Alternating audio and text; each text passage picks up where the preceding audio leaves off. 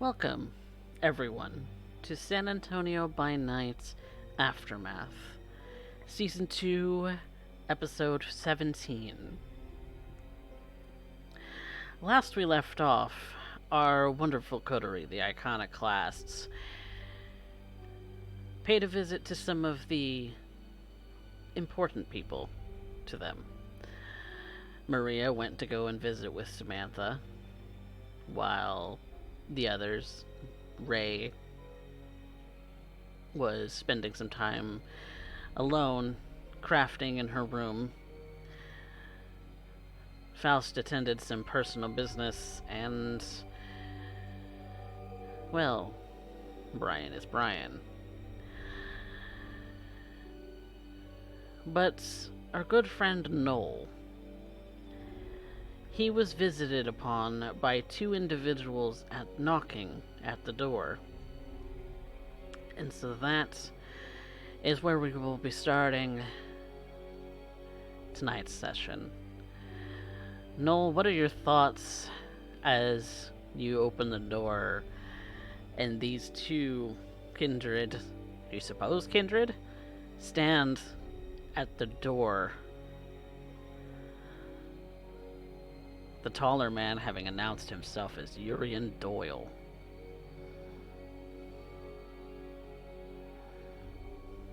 Well, I figured with the conflicting descriptions that there was another level of obfuscation that I had either A, missed, or B, wasn't going to be able to pierce through, and lo and behold, here it is.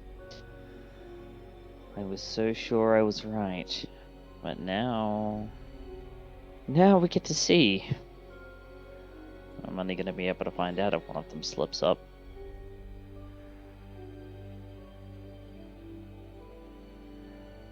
And, well, there are ways to test, but that would be something I would need to do subtly. And if it's one thing I'm not good at, it's subtlety during social situations. So it's really going to depend on what happens next.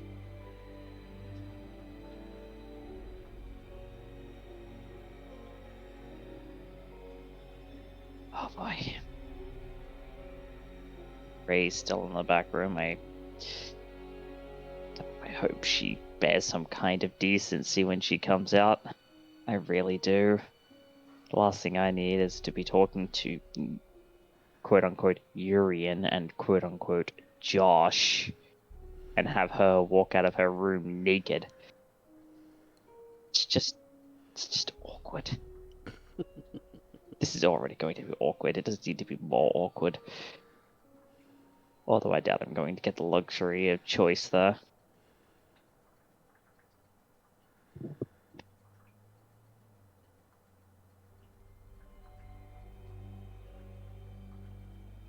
You see that Urien has a bag in his hand.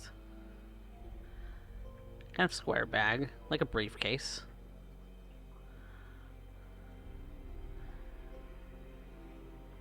Well, that I'll be keeping a little bit of an eye on.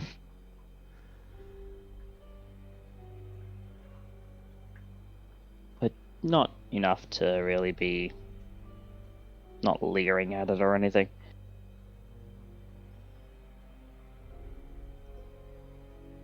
Aren't you going to invite us in, Mr. Stoneford?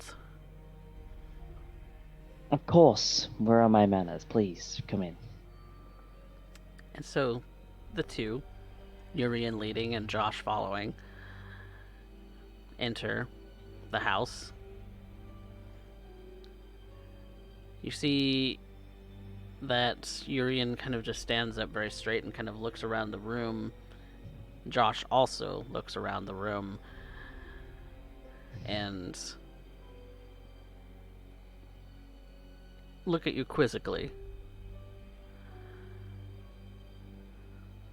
Interesting place, Urien says. It is.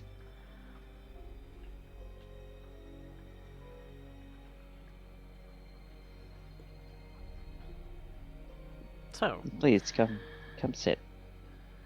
And lead him over to the table and offer them seats. Urien takes a seat at the table while Josh kind of just stands peering around. Seems a little more interested in the house itself than perhaps what is going on. And Urien, he puts the case that he's carrying on the table. I heard that you wanted to meet with me. So I suppose... would you be interested in a friendly game of chess? Would. I've brought my own board, of course. I didn't suspect that you might have one. I do, but unfortunately it's not here at the moment. Haven't really found someone to play with in a while, so... That's fair enough. And he opens up the case and starts pulling out pieces. They're very well crafted. They look like they're made of hardwood.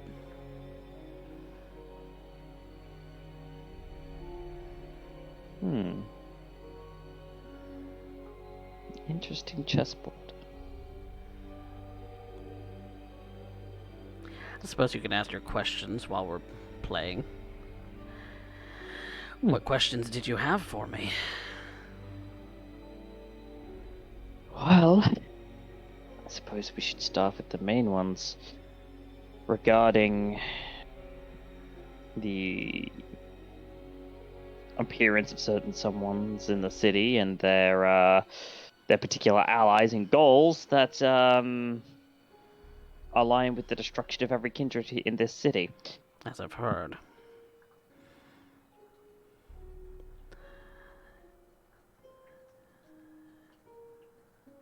And you wanted my assistance, yes? Correct. As I'm of the belief that such a presence constitutes a threat to every kindred in this city, and Of course.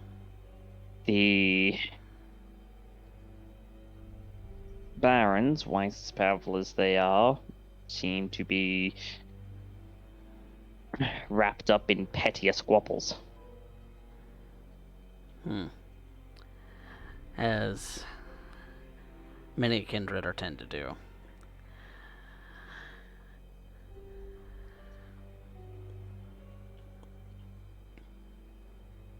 So, Yes.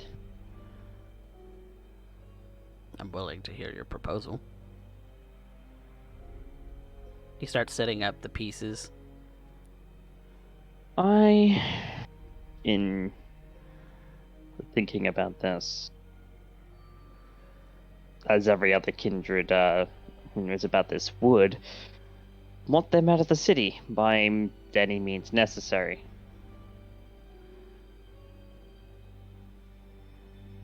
I think I would rather, and I'm sure you would agree, that in the eternity that we are offered should be fraught with strife only if one seeks out such things.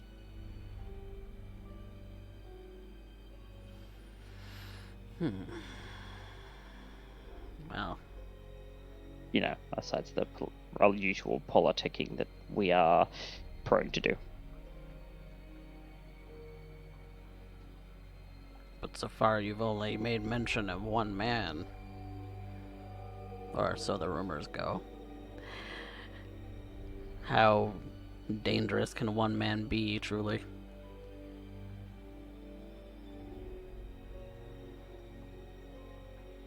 It's a valid question to ask. But I would retort with thus. wouldn't that have been a thing for the Romans to have said 2,000 years ago when Jesus Christ walked amongst man?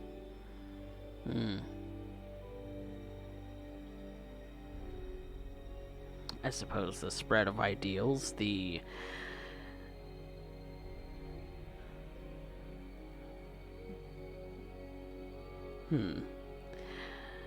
interesting. So you feel that one man's ideals is on the level of creating a whole cultish sect, in a way. To be fair, before we had removed the ones that we had confronted, it was already there. And with the sentiment amongst the common populace as it is right now, especially in this part of the city, people are much afraid to leave their homes. Anyone offering safety from the things that lurk in the shadows seems like an attractive offer to one who is struck by fear.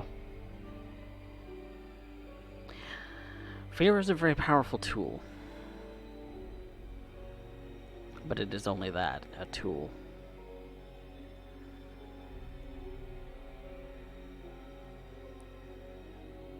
White or black? Black. As you wish. And he turns the board so that the black pieces are facing you and the white pieces are facing him.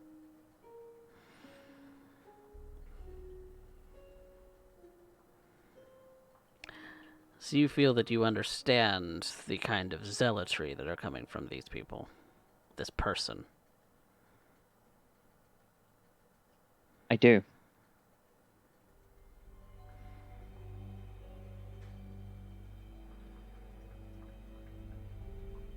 And how would you understand?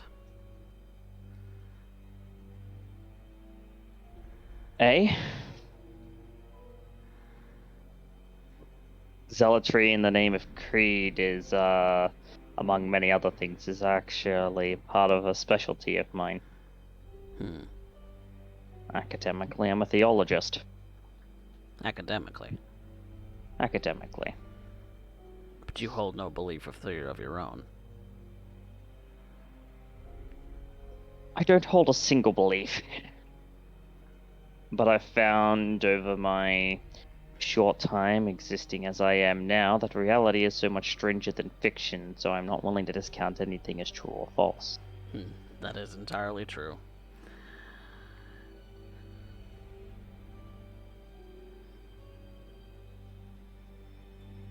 And B,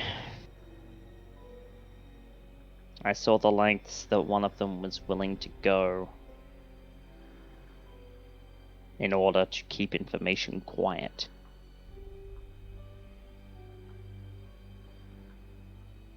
Aren't we all trying to maintain a masquerade? Yes, but I'm sure you would be in agreement that the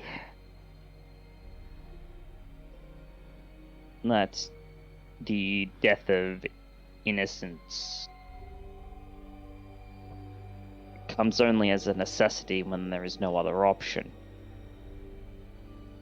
It would not be what you would consider the first port of call, and yet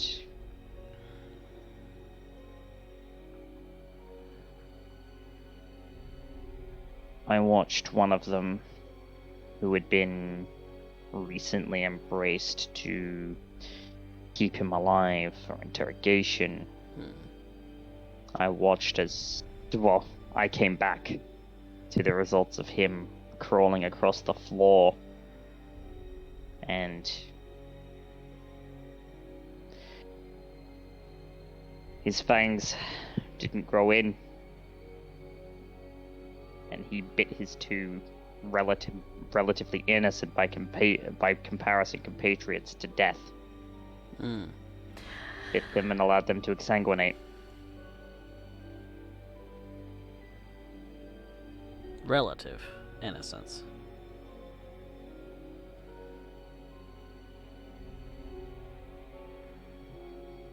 If they were following this Sebastian Moore, I believe his name was. If they were following him, their innocence is relative. Their innocence is relative in the fact that he had each fed the two others differing levels of information about what it is that they were actually dealing with. As does every person wishing to keep a secret. There was a girl, my coterie and I had actually planned after some time with her to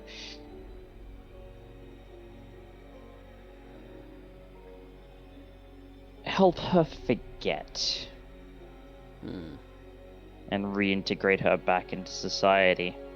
Let her live out a full and healthy life. Because she'd been told pretty much nothing and was running tech for them. Instead, she was offered death. Not by us either. Not. As for the other, she somewhat knew what she was getting into. It was business. But... And you knew this how? Exactly.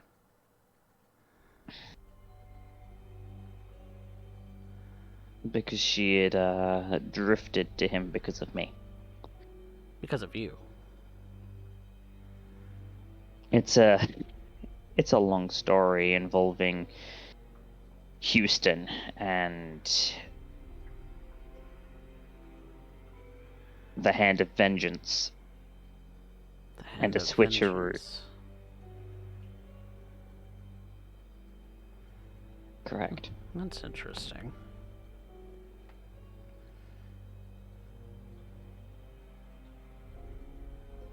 That's very interesting indeed.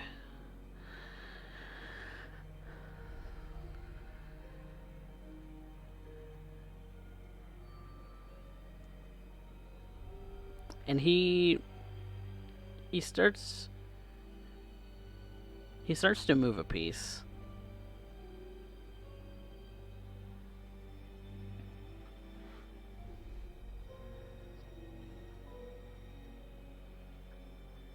So are you wanting to get deeper involved into the politics of this city?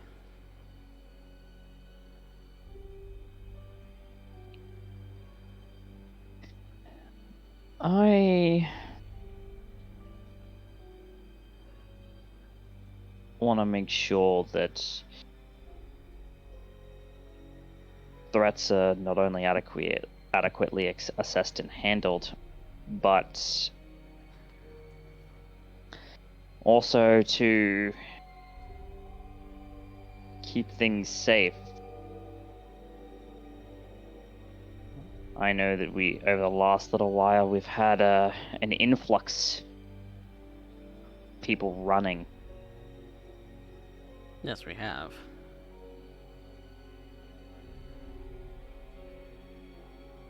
San Antonio, lauded as a haven city. But I know the more kindred arrive here, the less room we have. And that's entirely a fair point. And that's a crucible that'll reach a boiling point much, much faster than... Much, much faster than quite a number of people are expecting. And I want to make sure that that those here in the city can not only protect their interests, but the interests of the rest of kindred kind. The kindred who arrive here, so that we can continue to be a haven city into the future when things calm down and people branch back out.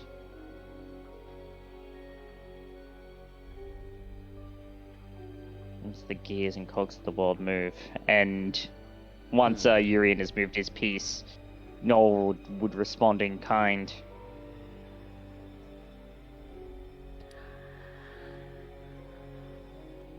Well, you've made it abundantly clear that you really don't have any faith in your barons. And thus, I propose a question to you, Mr. Stoneford. What would you do differently?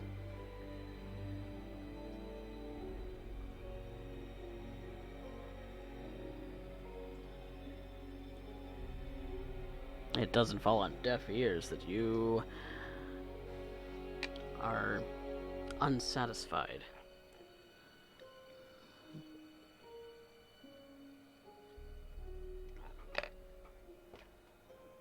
He moves another piece.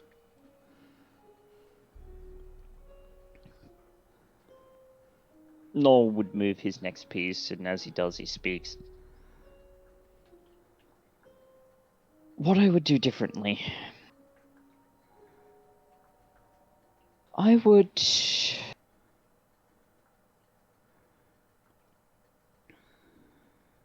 not use so much obfuscation in attempting to hide the fact that there's something wrong. To be kindred I is to lie by omission. To lie Yes, explicitly. quite so. But, and trust me, I do understand the idea of keeping things quiet so as to not cause a panic. But in this case, I feel like that tactic does naught but allow the enemy to obfuscate themselves and their agendas even further. Because, I mean... So you would rather incite a panic? No, I would take the middle route.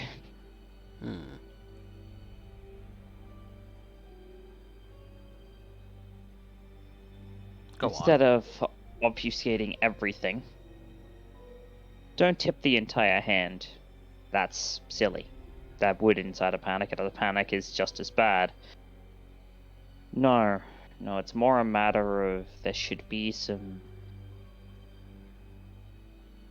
faith within the domain holders that when one goes, there is someone or something dangerous present in X, Y, and Z area, and that domain holders should take steps to ensure that their domain is not only secure and to report anything unseemly, rather than, say, finding out by sheer happenstance, reporting it to a higher up, and then having a gun placed against against your temple and going, "You have a week." That doesn't solve the problem. That just puts assets on a clock that, quite frankly, seems needlessly restrictive. And in that same breath, if said dangerous individuals were to move from one barony to the next, for example, say, over the border from here in Jameson's domain to Baron von Sventgals-Waltenberg's, that appropriate communications are made to make sure that, despite political differences, because, well, I know for a fact that there is no love lost between Baron Jameson and Baron von Sventgals-Waltenberg. You say fact, but you're making an assumption.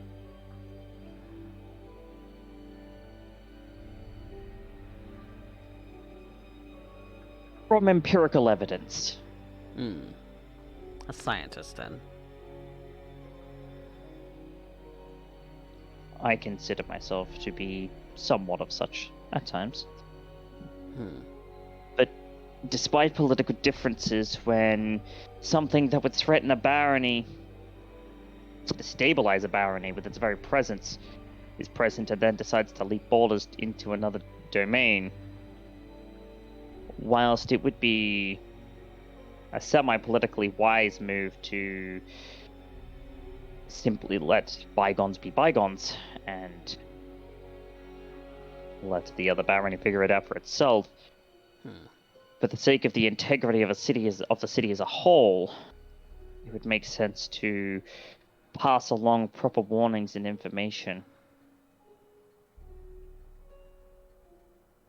Make the requisite people aware of it, and so it can't move around. Which is something that my coterie and I have inadvertently ended up doing. To, I'm sure, some chagrin. But in the end, it's not a matter of being the servant of barony, it's a matter of being servant of the city. If one barony falls, the power void that ensues, the vacuum that ensues, needs to be filled with something. And right now, As was the case when I served as War Baron when Baron Delgado met his final death. yes. But then you pair that with the fact that we currently have quite a number of anarchs fleeing from a Camarilla city. We used to say there's not more Camarilla agents among them, and we look immediately at another invasion like 12 months ago. On the precipice of a void. This is when Ray comes out and just kind of stands in the doorway listening.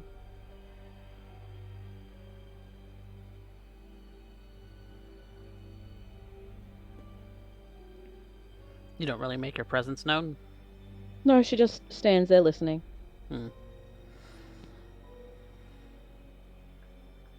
And quite frankly, that's what concerns me the most. So you would be far more forthcoming with information if you were Baron,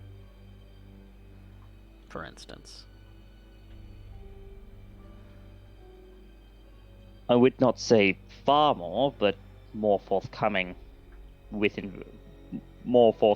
information, especially amongst the fellow barons, in order to make sure that the city is secure. Because in the end, if I was in that position,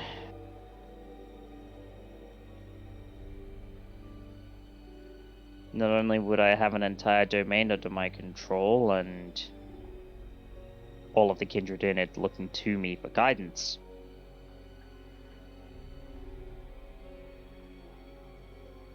but there's also an expectation placed.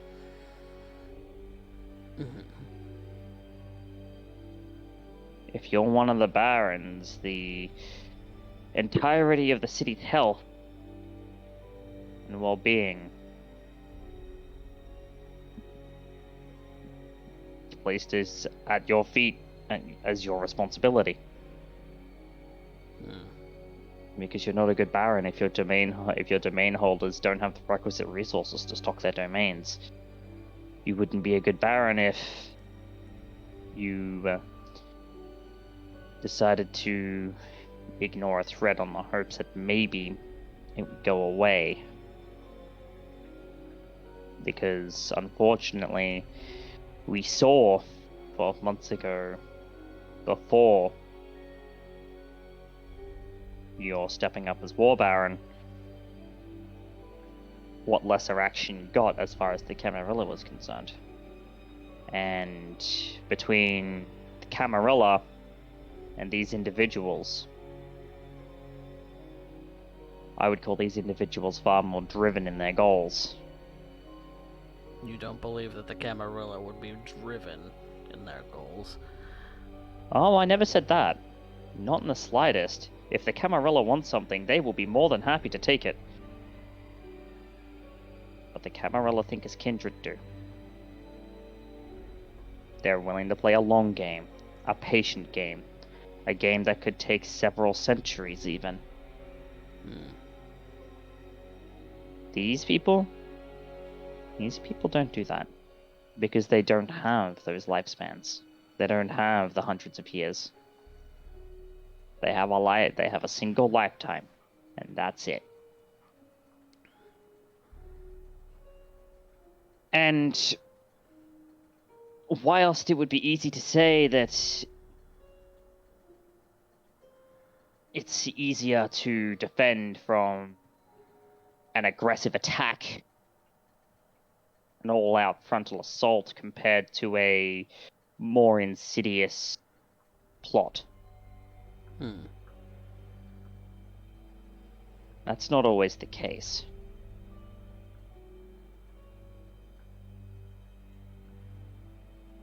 While 50 years may feel like a drop in the bucket to us, that is still within a human lifespan.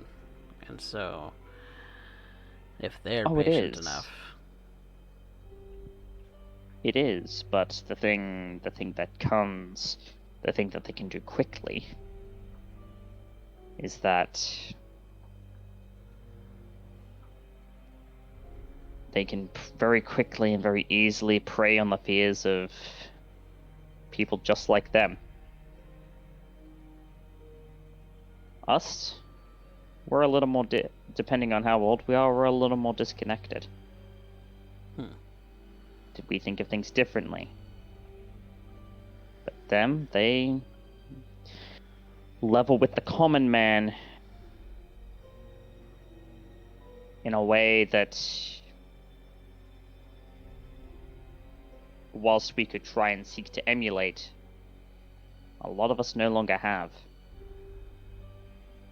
Something taken inexplicably from every kindred at their embrace. And I imagine they're still playing as Noel speaks. In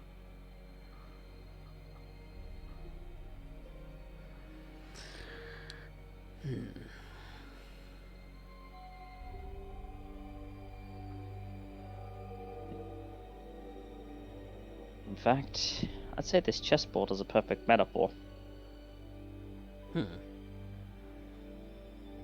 What do you think this is a metaphor for? Tell me, because I'm always curious to see how people answer this question. What do you think is the most powerful piece on the board? That's a tricky question.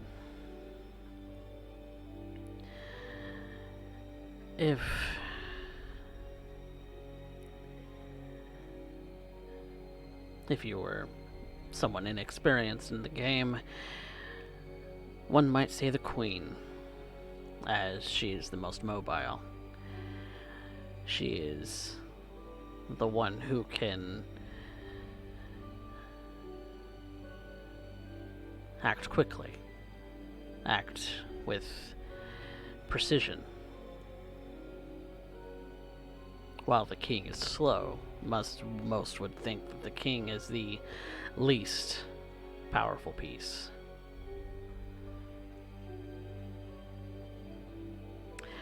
But if you were to ask my great-great-grandfather,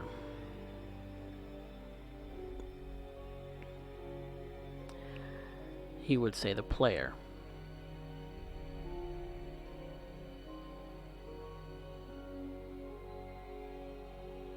The player is the mind behind the pieces.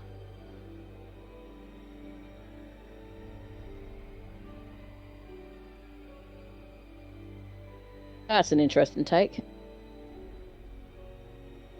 Quite so. Hello, Personally, I'd say the pawn is the most important piece on the board.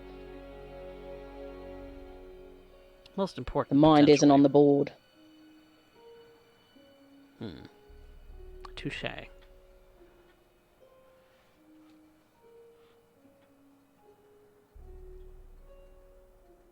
Nice to meet you. Urien Doyle. And you are? Ray Wilson. Pleasure to meet you, Ray.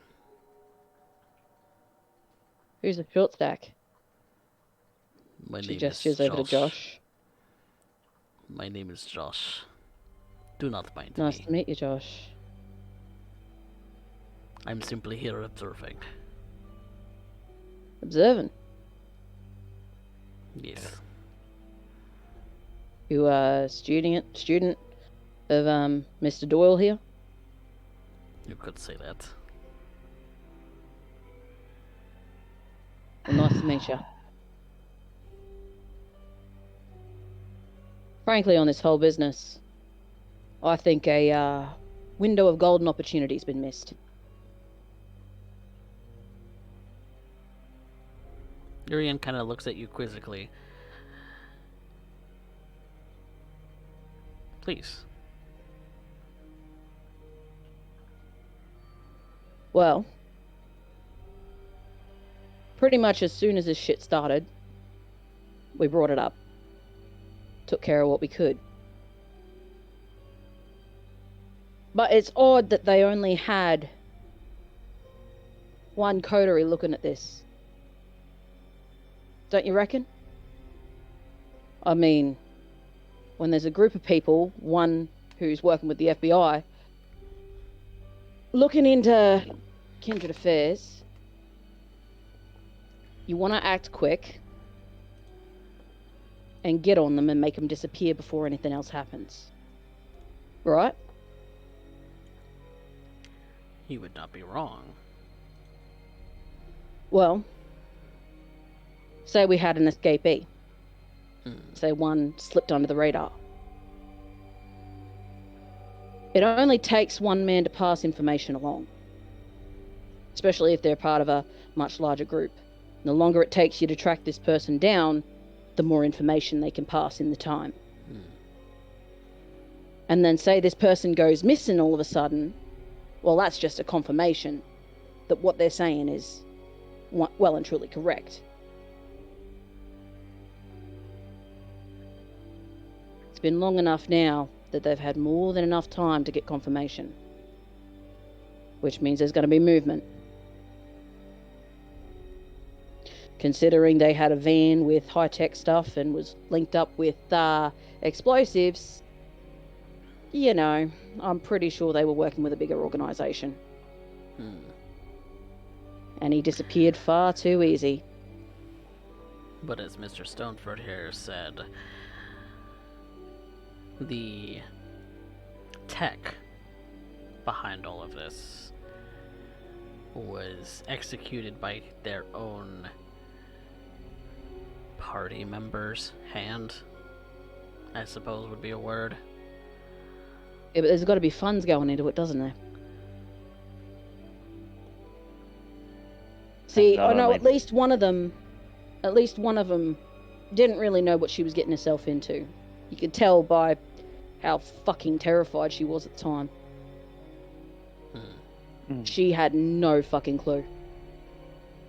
And so, my bet is that she was getting paid a pretty penny. And who is to say that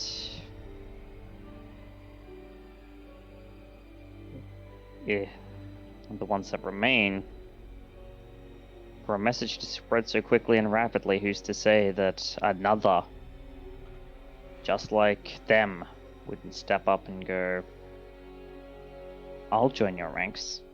I'll help you.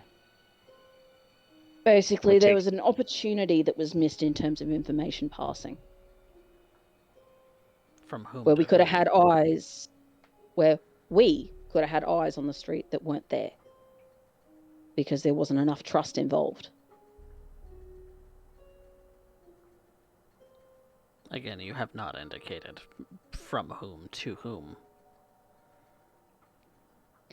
Well, I can tell you, we weren't trusted when we brought it up.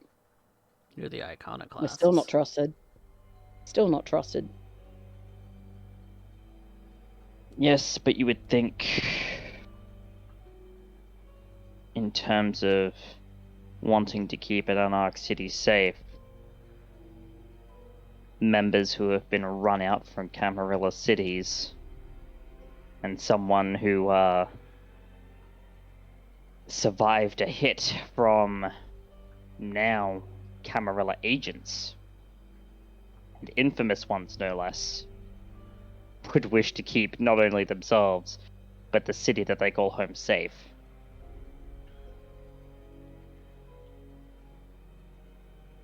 But I'm sure because you've withheld information. as many No. kindred do.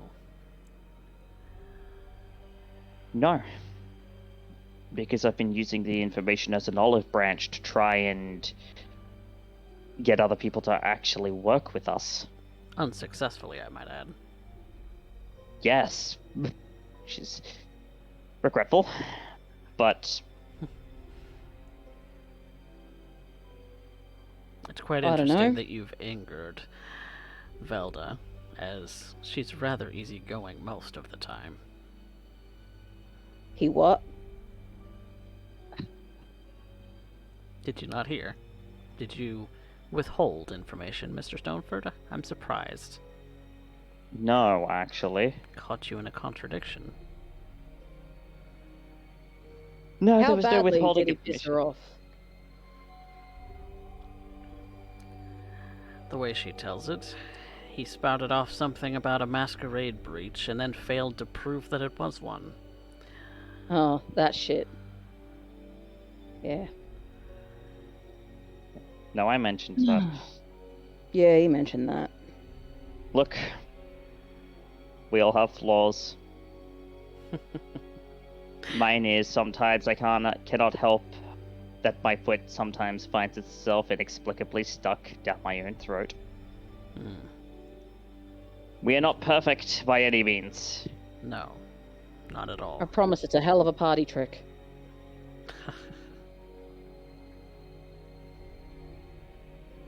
Nice to see you got a sense of humor, Mr. Doyle.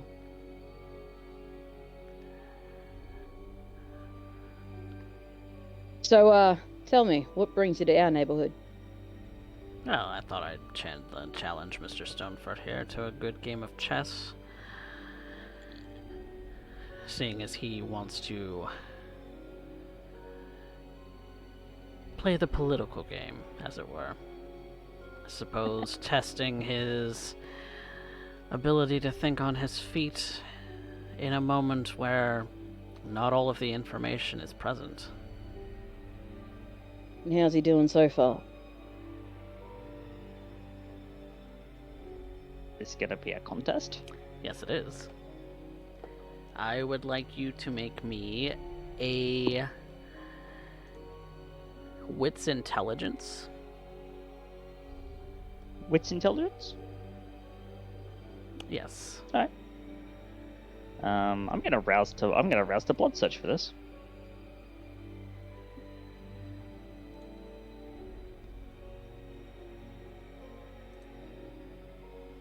That's intelligence, wits, +1 due to the things running through my system, +2 for the blood surge. Mm-hmm. I'm gonna spit a willpower. Wow, 4 on 5, 9, 13 dice. That's an oof. Mm-hmm.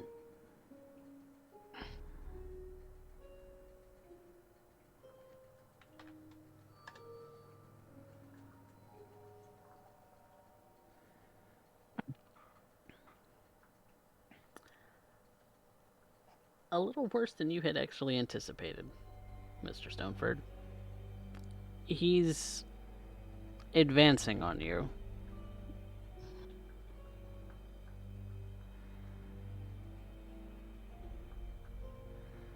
There's a lot of thought needs to go into my next movements, or this game is yours.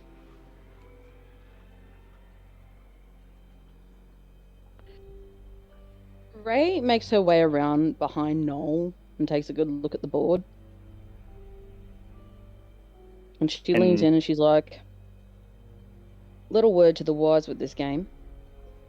It's all about getting in the other person's head.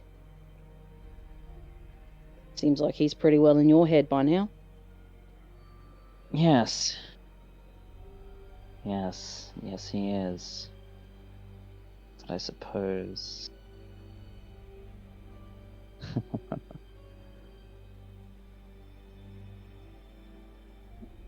I suppose I wouldn't expect a lot less.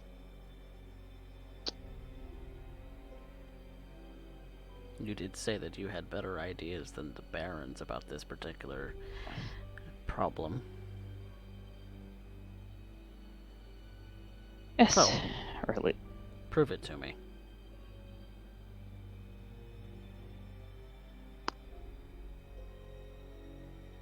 simply put, we wish not to tip our hand entirely. That would be dangerous. Sad panic. Not the best idea. Which is exactly what However- your parents have done, so... However, we cannot continue to keep quiet as we have in the only order being received as far as the wider kindred community is concerned is go to ground. These things usually correct themselves in time, and we have eternity. They do. But for things that are looking to root us out and kill us, all that makes us a static target. Something similar happened 20 years ago in Jackson.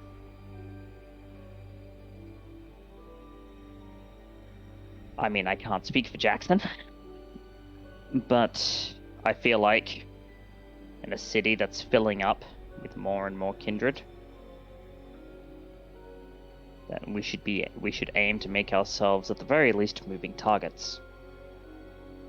Not visible targets, but moving targets.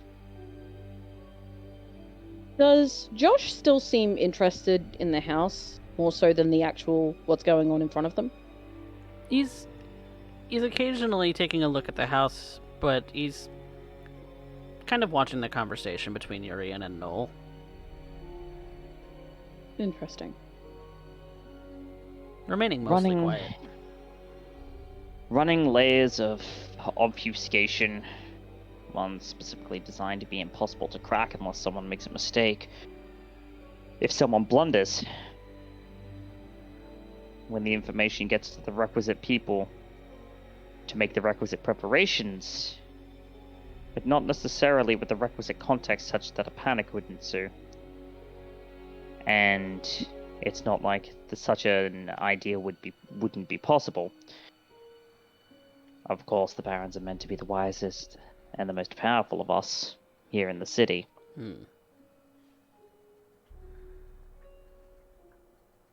So the idea is to start making kindred slowly but surely aware of the fact that there's something here, Which you have done. which I have done, that will begin to threaten assets, food security, begin to slow down mobility, make things harder, and that requisite steps should be taken by domain holders, because domain holders are domain holders for a reason, or at least I would hope so. That the requisite steps end up being taken in order to ensure the survival of them and the rest of the city. And what Only are going- those requisite steps? Mr. Stoneford, you still have failed to answer that question. First, domain security. Eyes on the street. No movements. Report suspicious movements. Which I'm Don't sure... necessarily... Oh, some places have, but I know some places also haven't. Such as your own Especially since domain. Am I wrong? In the Nah. past? No.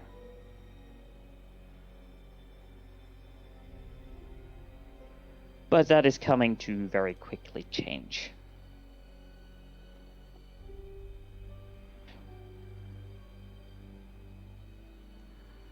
Next.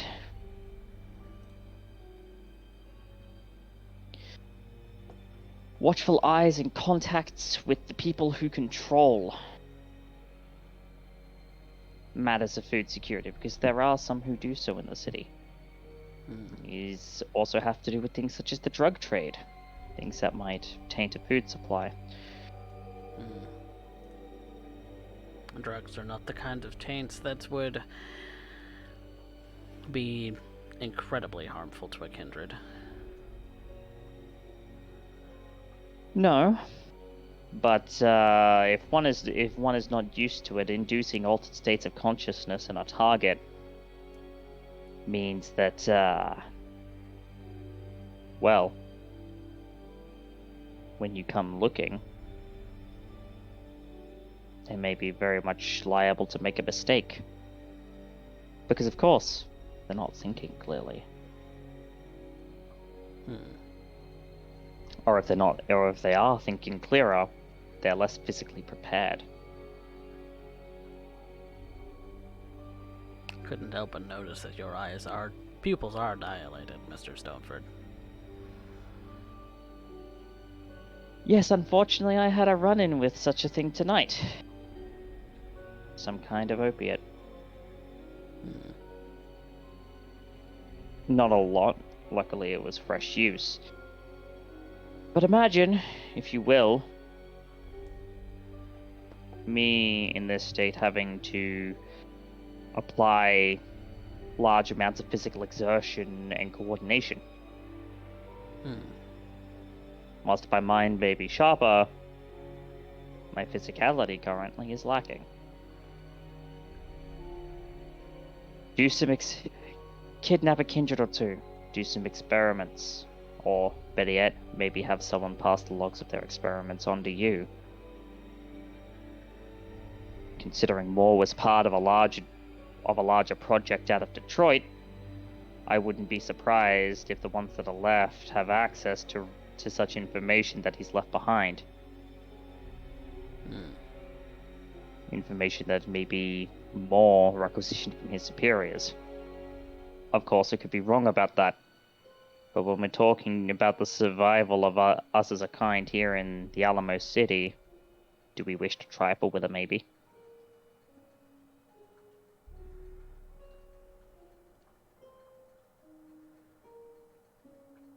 So far as I understand, the Barons have been doing everything in their power to make sure that this kind of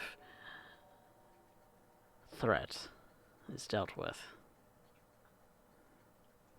Of course. And as a member of a constituent of the domain of one of the Barons and a member of the city, considering that they are much like public servants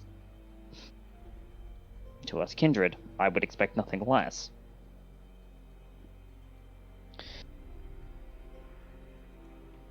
However, in such diligence, does insidious zealotry obfuscate itself?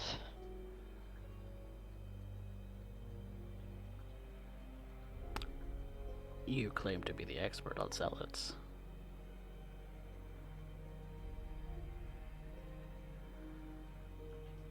Yes, and, well, depending on your perception, I've either been lucky or unlucky enough to meet kindred zealots. Not that they exist any longer in my perception.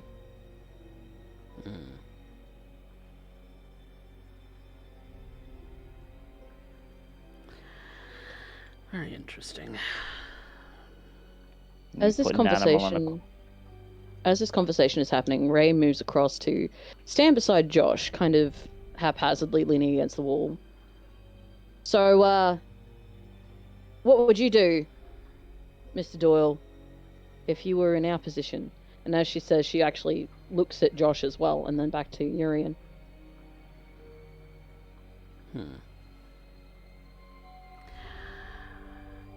In this situation,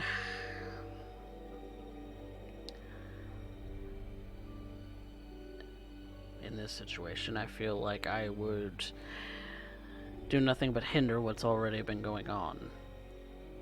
My assistance in this situation seems to be less necessary than Mr. Stoneford has made it out to be.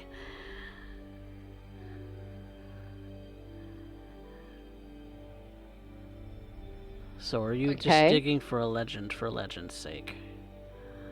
Okay, but if you were in our position, what steps would you take? In your position. Yeah. The position of total expendability, at least as far as the barons are concerned. Among other things. Expendability. Oh, yes. I mean, we do a head count.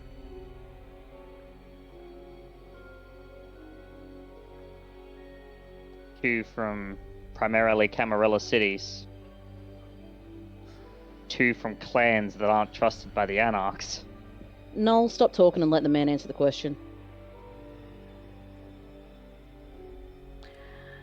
If I were in your position, which is less hindered than you may think,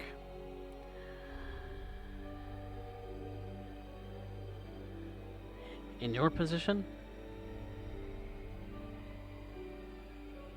I would bolster the defenses. Interesting. As every other kindred, I'm sure, in this city has done. If they can't move, then they will leave. Right. Thus you can go to grounds, knowing that you have nothing to fear.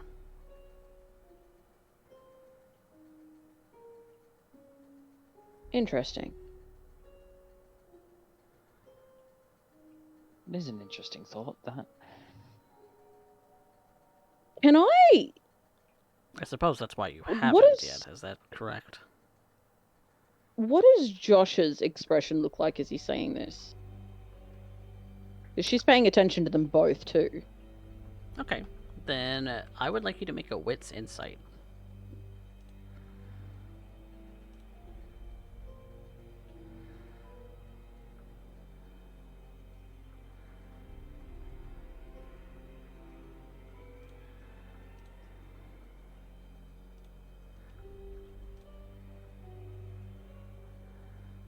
Okay.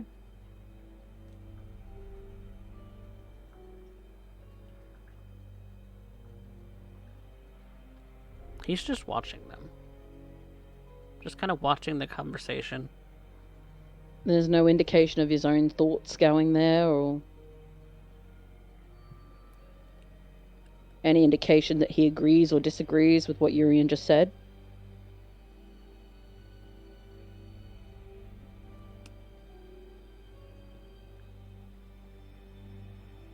You see very little. You know that you can see that he's very composed.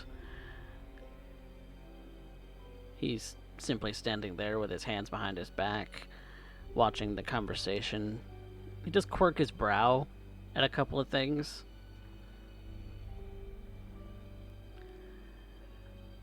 But what that eyebrow quirk exactly means, you're not 100% sure.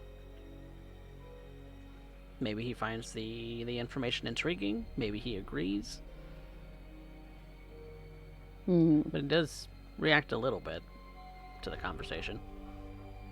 Bolstering the defenses, you reckon? Why not? Well, having spoken to some other people that have dealt with such an infestation, apparently when they go to ground, they've been known to still be able to find them.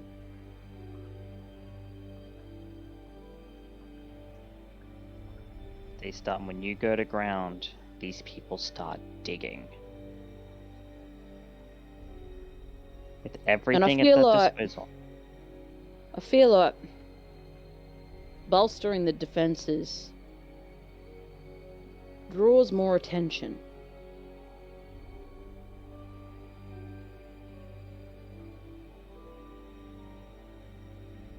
But then again, what do I know? I'm still a baby.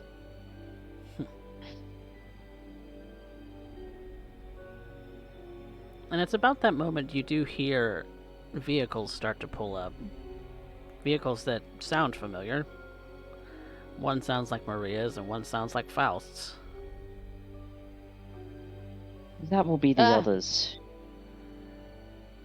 If you could please go and get that, Ray. Yeah, sure.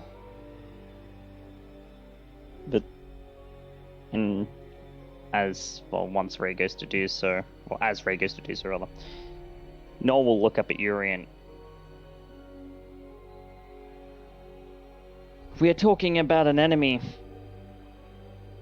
who has the power to pull the rug from beneath our feet.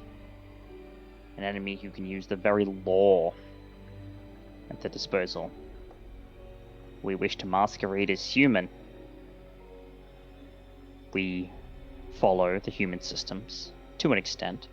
There are definitely times that we do not, but with the bodies that are left in the wake. Bodies that need to disappear. But what happens when your enemy can control those systems? Again, The obfuscations you've the said, obfuscations that we start using begin to falter.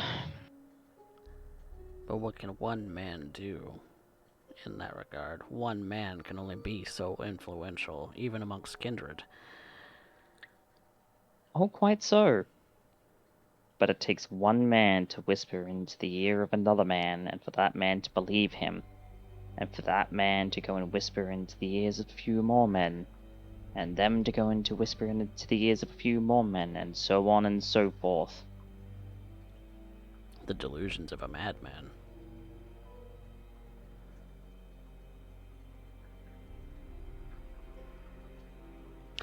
We've seen it in practice. I'm not discounting that you are sufficiently scared, Mr. Stoneford. I'm merely pointing out that one person is not enough to shake up the whole city.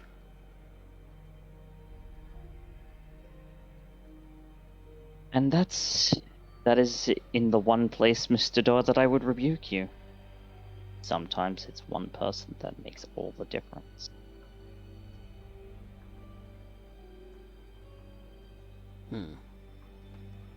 Look at the outcomes of elections. All it takes is, at least not here in the US, but in other places, all it takes is one person to make the difference. Or, even in the US, it takes one person to make the difference. One decision to make a difference.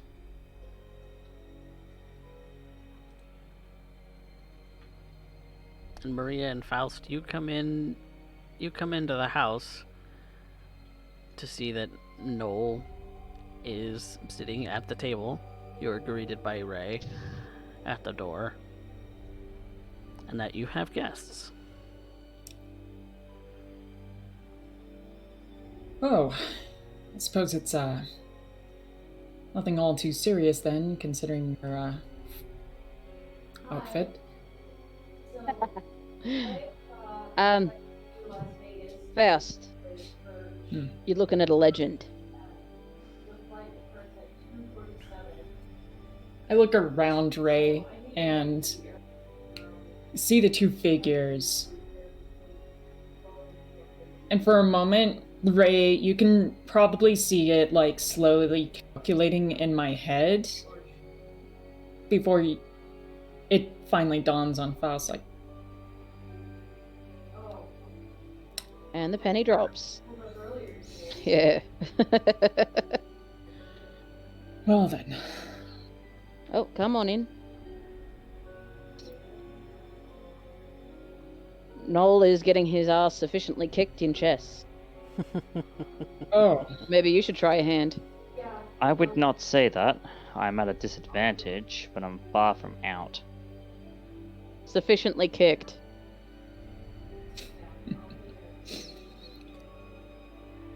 Well, it's always nice to bear witness to a game of minds. Please, don't stop on my account.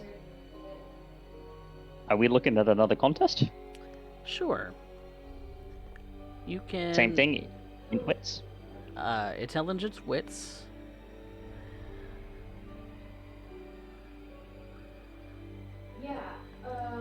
I'm gonna arouse the blood surge.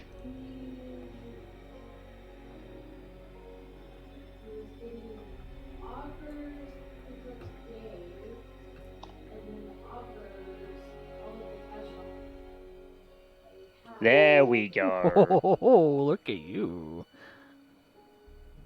He did the thing with the king and the castle. Yeah. Castling.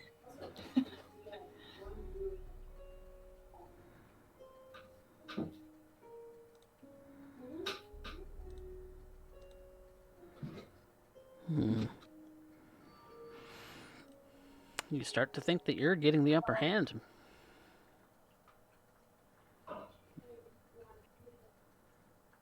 Do the castling maneuver, and Noel looks at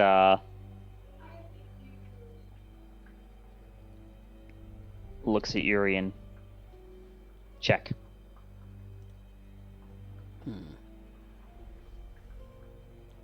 Very interesting.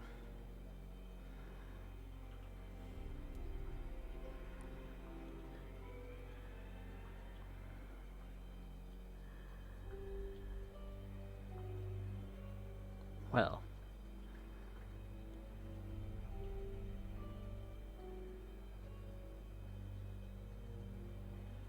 What do you plan to do?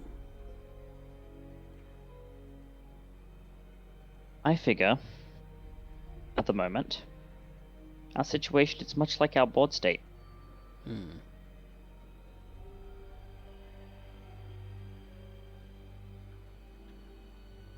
That one move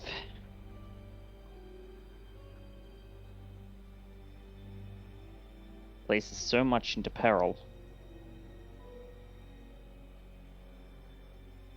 But what I would do,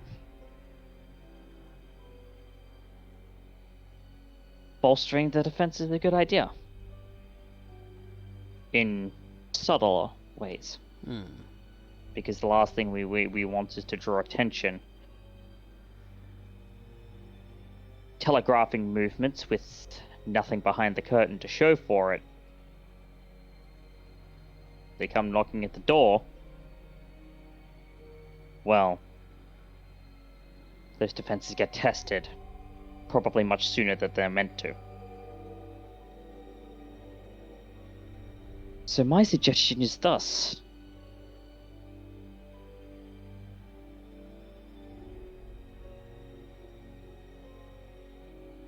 You make a move preemptively. Not a forceful move.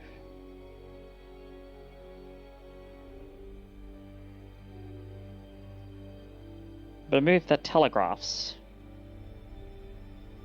A move that makes the opponent second guess. A move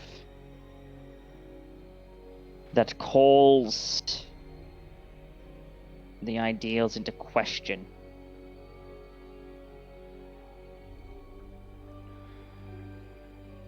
A move that would require the opponent to rethink everything else they've done up to this point.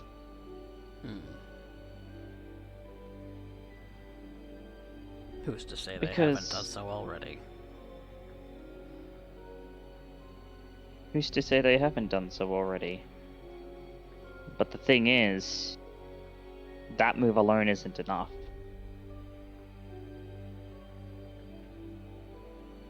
This might be my heritage talking.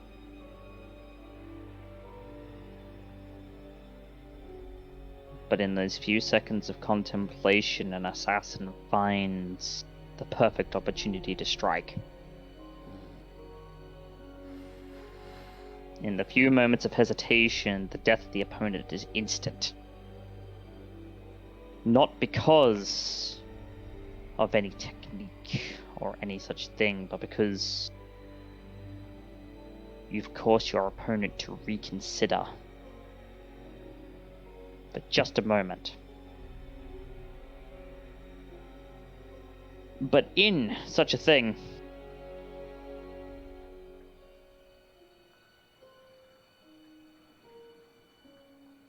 we find an issue. Hmm.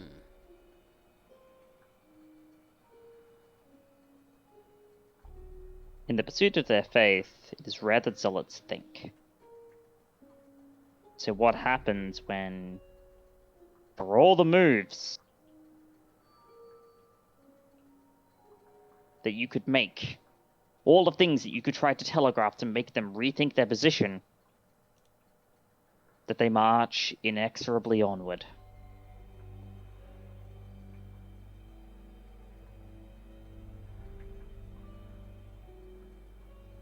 This is the situation that you are faced with. What do you do?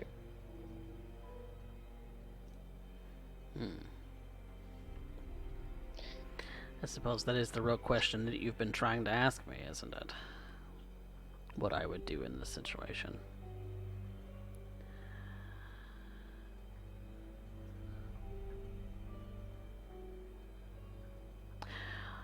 Probably similar to what you're doing. Rallying support.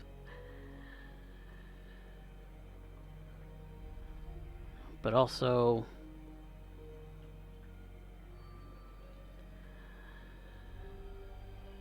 making sure that everything at the home front is settled.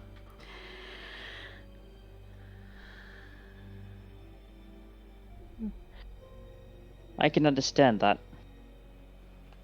And his eyes actually tick to Maria for a moment before they tick back to Urien.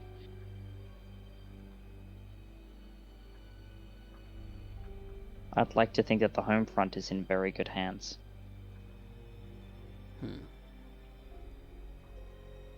So it would seem. He kind of looks around the house.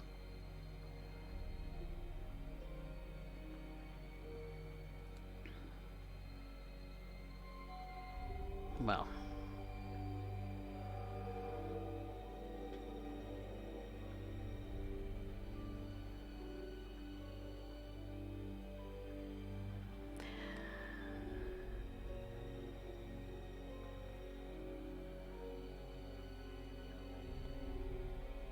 So we finish the game.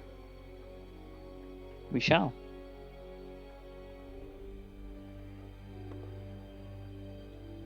One more contest, I'm guessing. Yep. Rousing for a blood search. Oh, rouse checks are loving me tonight. You lucky some bitch. Yeah.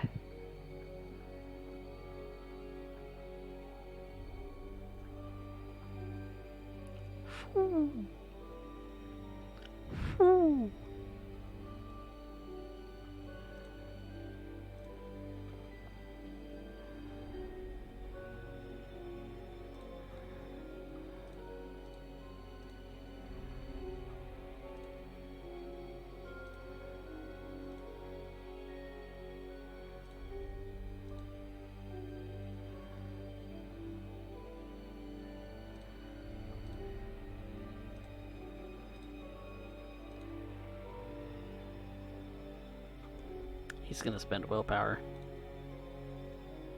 Alright, let's see. 2 dice. 7. 7 versus 7. I'm gonna push it.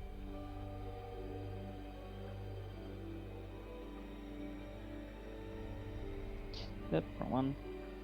This one. 7 versus 7. It's a stalemate.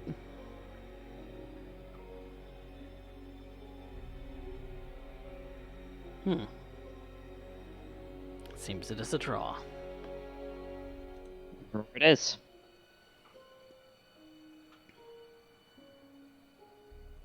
But I suppose in this situation, if you compare the machinations of us and our enemies to this game, chess,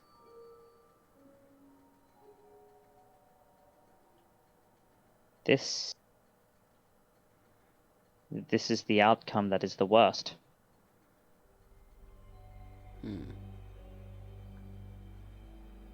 A defeat? Sure. Death, torture, experimentation, most likely. Horrible things, to be sure. But they are things that have an end. This... a stalemate eternal.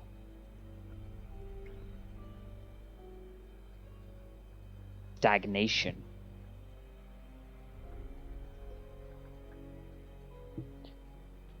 Something that I'm sure the older you get, the more you face as a kindred.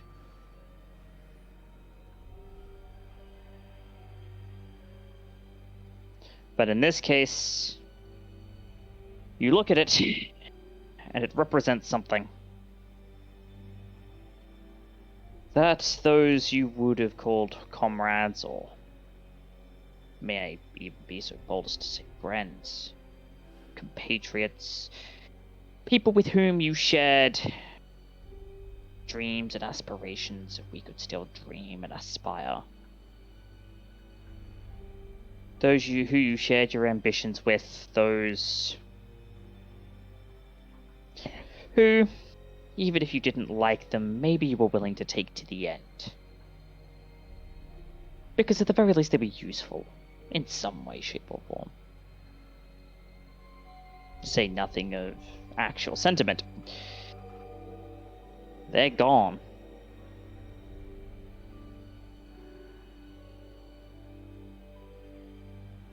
And all that is left is you and them.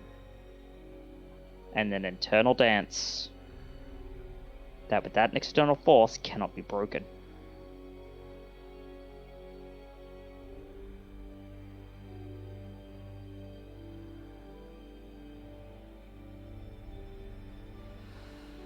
And in stagnation does decay occur.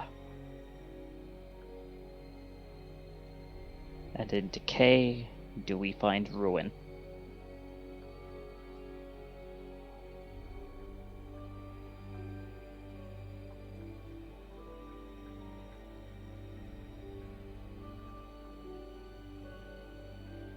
This is why I sought you, Mr. Doyle. Because for all the great minds in this city, for all the strong wills, for all the strong bodies, I mean, I've seen Benji.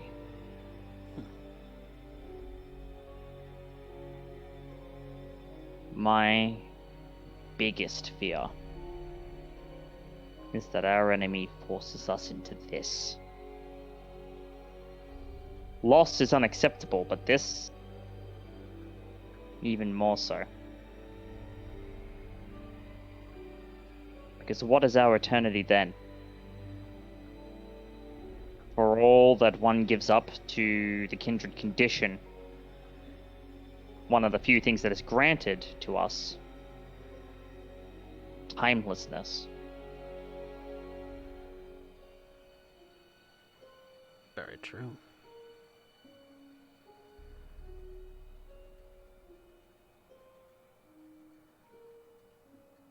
We already live but half lives. If you could call this living.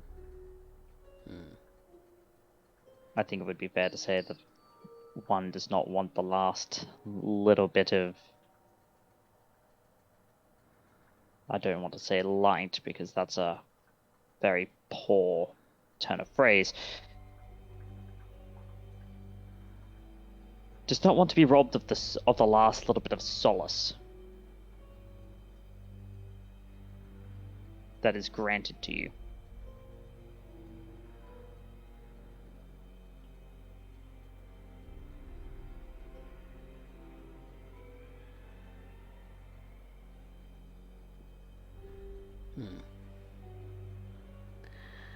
We shall have to play again to break this little draw.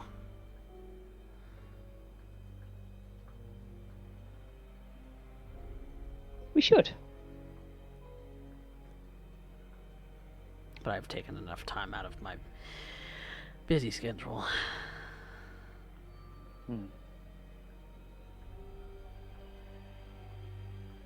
He starts to pack up the board. Noel would let him, because this is nothing that needs help. Although the pieces are all neatened and presented in such a way that he can simply collect them and put them back in the case. Mm-hmm. It was an excellent game. Both of you. Thank you, Mr. Buford. I appreciate that. Quite. I appreciate the advice. Strengthen our defenses, huh? See what we can do. And you're right, Ray. The pawn is the most valuable piece on the board. Of course it is. And it's the most flexible.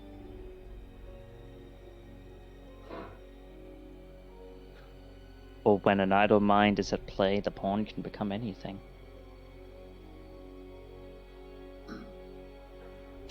Mobility, unconventional movement. Always pressing forward. Ever pressing forward. They hold the domain. They bar the line. Suppose that would make you pawns in this particular gambit, wouldn't it? Yeah. Quite so. Then I would suggest trying not to do the job of the king or the queen. Well, that's one of the positions that a pawn can take on, isn't it? The queen. Touché. Perhaps one day. When you're sharper. Yeah. If we make it that far.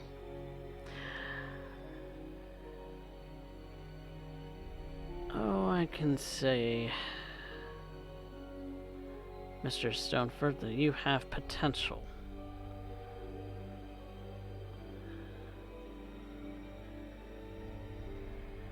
But keep your mind focused on your goals. You get too caught up in the whimsy of the king or the queen when that's not your position. You lose sight. You run into stalemates.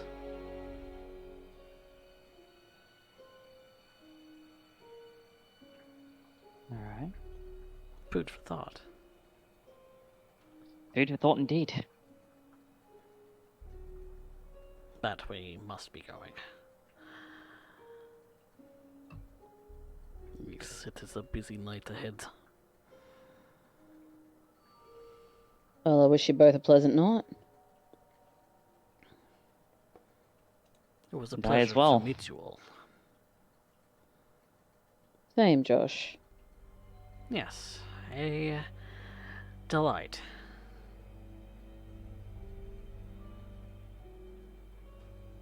We may indeed talk again soon. Personally, I look forward to it. Yeah, the sentiment. Have a pleasant evening. And the both of them would excuse themselves outside of the house. As soon as they're gone, Maria ends up taking a look at the coterie. Just takes a long, cold stare, and then says, "Alright, who were those two, and who the fuck is Josh?" Ray takes a moment as well, as soon as those two are clear of the house, to look everywhere that they touched and do a really fucking thorough job of it. Josh didn't really seem to move. the entire time that you saw him. He Yep. just stood there. She just wants to check everything. She paranoid, and she does not trust them at all. Noel, you would know that they came in, sat at the table, or Urien sat at the table, and then they left, and that's all that they touched. Table and over there. Now, Maria, to answer your question, the men that were just here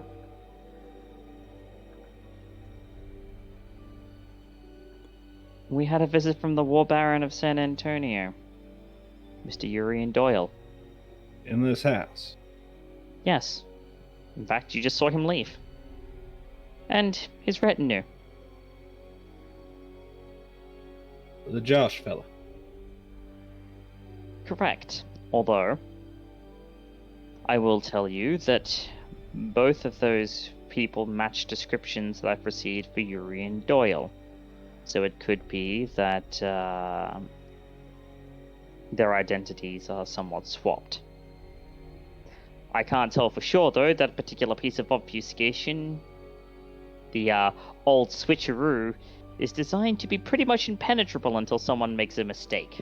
So I can't tell for sure which is which, but one of those two individuals is Urien Doyle. Josh's facial expressions were interesting. They were. Quite so. And Mr. Doyle's advice was interesting. ST, how much does Ray know about what happened a year ago and how that was handled? That would be an intelligence politics, because I don't believe that you were present for it. No, she wasn't. You might have heard something, though. I mean, you've heard the little bit that Noel's mentioned, but... But aside from what Noel's mentioned, it'd be an intelligence politics. I can't even remember what Noel's mentioned. There's been so much. So Noel has mentioned the fact that during that time, like, you know, Urien being War Baron and how the La Sombra have a really bad reputation in this city due to one that did some stuff during the invasion, as well as he's probably also mentioned Ashley being left out as an example. She's thinking more about the steps that were taken towards taking over that role. Maybe just before he was War Baron, and then what he did while being War Baron, and how that matches up with the advice. So, Urien's history. Oh, that's okay. That stuff. Yeah. Yeah, no, Noel hasn't mentioned anything of it like detail. As far as what you've heard of Urien's history, the potentially most famous thing that he's known for is obviously the War Baron of San Antonio, but he also was integral in the removal of a prince from the city of Jackson. Yeah, she's looking more at the steps that were taken specifically, and how that matches up with the advice that Urien gave them. As far as what his steps would have been, you don't have much of an idea as to that. You know that after coming from Jackson, he settled in what's now Veldis domain, and in Sanctuary. And Sanctuary, so far as you know, is an incredible feedings place. One of the most blood-rich sections of the city. Is it highly defensed? Do I know? You know that right now, the Low Birth Solution is the one who runs it, and you suspect that if they've been there for at least that long, and based on the interactions that you all have had with Alfonso, they're well informed, at the very least. Mr. Stoneford. Yes, Mr. Buford. There was a question posed during your game that I thought was interesting. All right. The question of who you all believed was... Did I understand this right? Ray, there was a mention of what the most powerful piece on the board Most important piece on the board. What did Mr. Doyle say?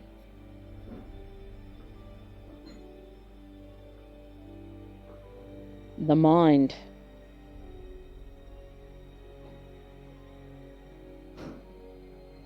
The player who sits at the table and manipulates the pieces according to logic and sometimes whimsy.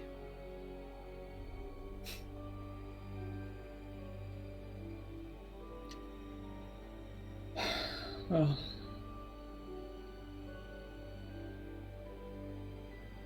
that explained who Mr. Doyle actually was. That was fascinating. Tell me, what was the pros of this visit? You wish to speak with me? You speak on? Unbent? Yeah, but why now is the question. I mean, we've been looking for him for how long? Suddenly he rocks up on our doorstep? Sounds like you all shook the right trees. Yeah. Or he's got reason to suspect that maybe we're not talking out our asses.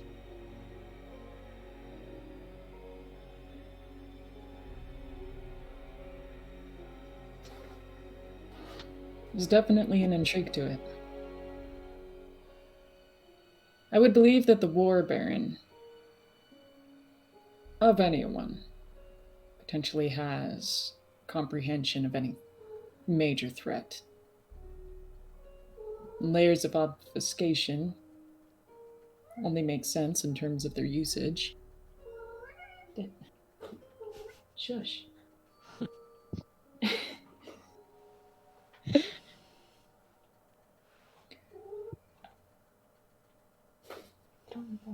Sorry. Mr. Buford, your stomach seems to be making some rather strange noises. Are you alright?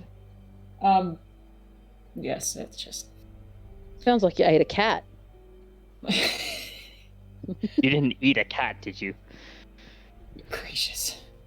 No, if I wanted to run amok like that, cause myself a stomach ache, then I'd just eat human food. Look. I've just got this mental image of you now opening your jaw like a bloody snake. Just swallowing it whole. That's... Says the woman who has shark teeth.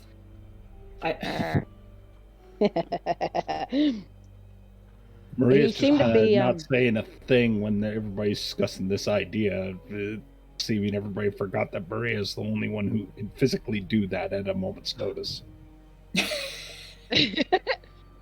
Noel hasn't forgotten, he's just not bringing it up, because that's a question that's a domain that no one wants to go into.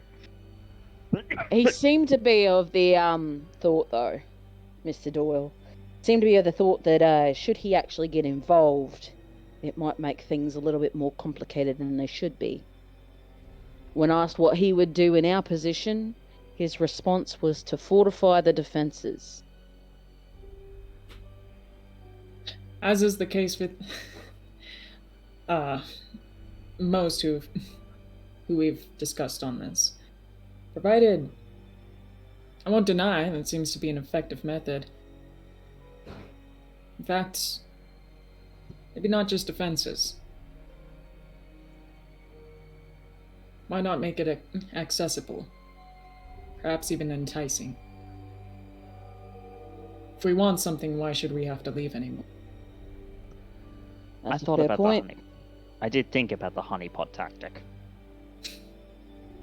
It's a gambit that did cross my mind. But that was the one issue that I posed with his proposal.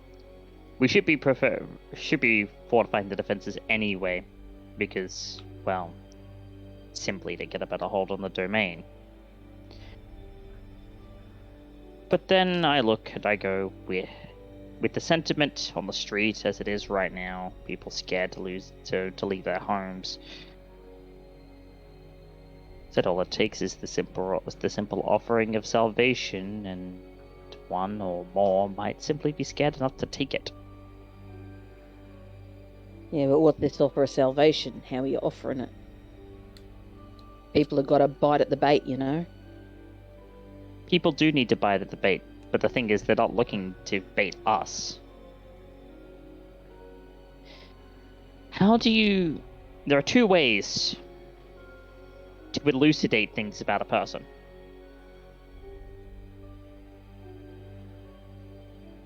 You can either find out what is true, or build an image based on what is false.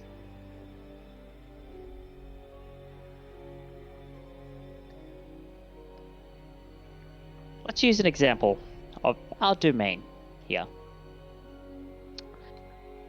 Let's say, with the things as they are now, people are afraid.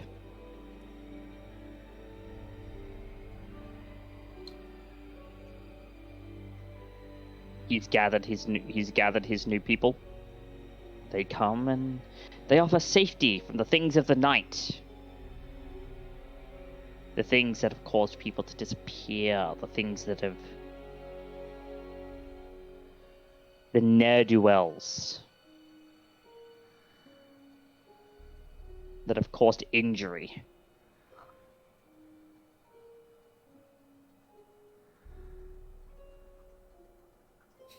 To people of the neighborhood. You get enough people on side and suddenly there's shadows left. Empty voids that need to be filled with pieces. And then suddenly they've found their targets. Even if we've gone to ground, they pull out their pickaxes and they start digging. And that desire for destruction means that they dig, and they dig, and they dig. They dig until their hands bleed, and they continue to dig. Forgive the analogy, but make them dig their own grave, essentially.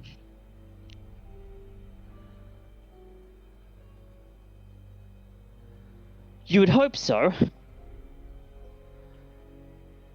Mr. Stoneford. But before you do, there is a kicker to that. Faust, you've experienced that kicker on a very personal level.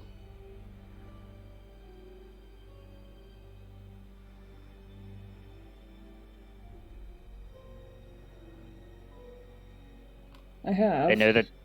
They know the traps that wait for them as they dig, knowing that at any moment they could come across what it is that they're looking for, and that there could be all sorts of nasties waiting there, just waiting for them to show up so that they could spring a trap. But they're prepared. And not only that, they have a counteroffer. An exceptionally painful counteroffer. Which is why my point isn't to just go to ground and let them dig their own graves. Because, frankly,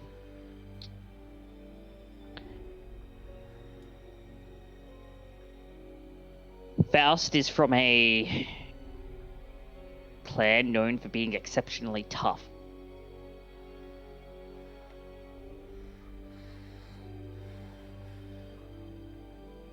Some have said to try and push your way past a Ventru who has set themselves in, like trying to walk through a wall of marble and stone. In fact, Clan Gangrel are also said to share such a thing. This innate toughness.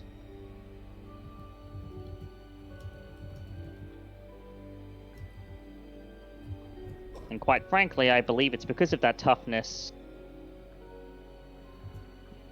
that you survived being shot with that incendiary round, Faust. For those who don't possess that, however, things get a little bit more difficult. A hit lands home much harder. Less mistakes can be made. Truly, I don't think I could, what was the term? T-pose for dominance, like you did on Moore, Faust. If I was in your position. Like, I can't imagine you dominating anything. Funny. But I will point out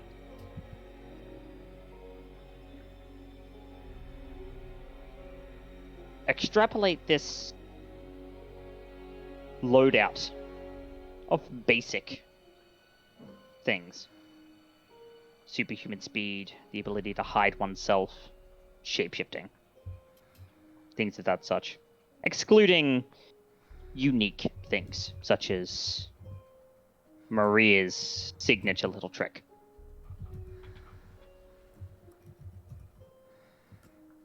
And the number of kindred who would be able to survive a shot like that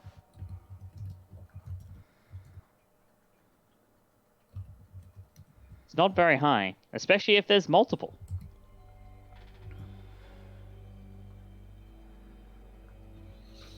So we can't wait for them to start digging. And that's been my point the entire time. Alright, Stoneford. Go ahead, Faust. I see your point. And I understand your concerns wholeheartedly. I share them, in fact. And ultimately, what you're trying to seek out of this city is that there is, to any degree, a show of commitment and unity to a singular cause. I understand where all the pretenses are coming from for this. The concerns for an uprising, roar of such, I've considered. The route I decided to take involves the charity. If we are the ones who are established as the safety, the protectors, the saviors of any specified area, community of sorts, then in the world of mortals, it protects us on a social and somewhat political level. In terms of land owning, that establishes us on a financial and bureaucratic level. In terms of protecting us within the realm of others.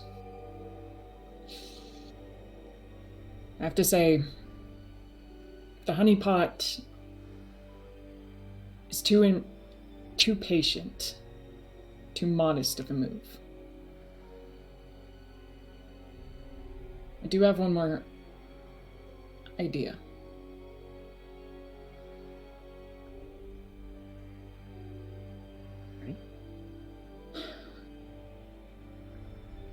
And Faust just glances at Maria.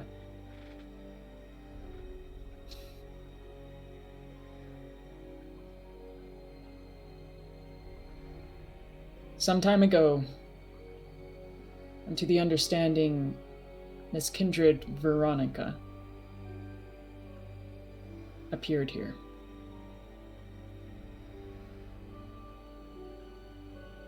Correct. We don't have a lot of other kindred on our side. We have few who are willing to perform duties, favors, charities for us. Few who look at us with any degree of kindness.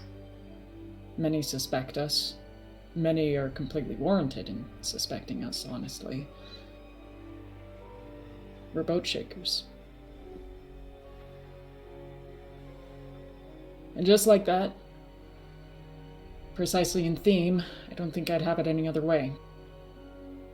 Now, if there's one thing I know of anything of Tzimisce, is that they are skilled in their own forms of obfuscation and deftly powerful.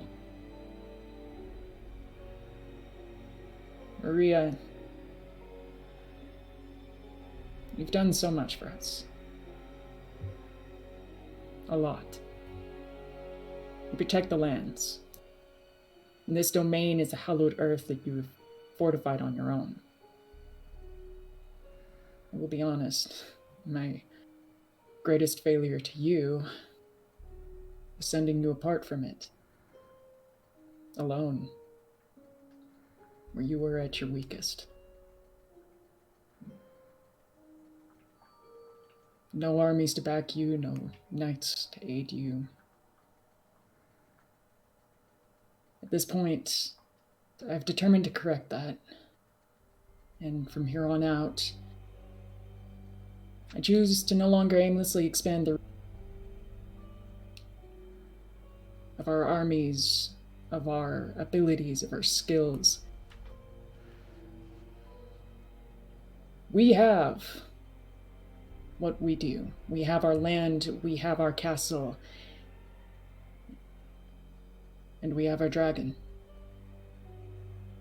And I choose to build upon that.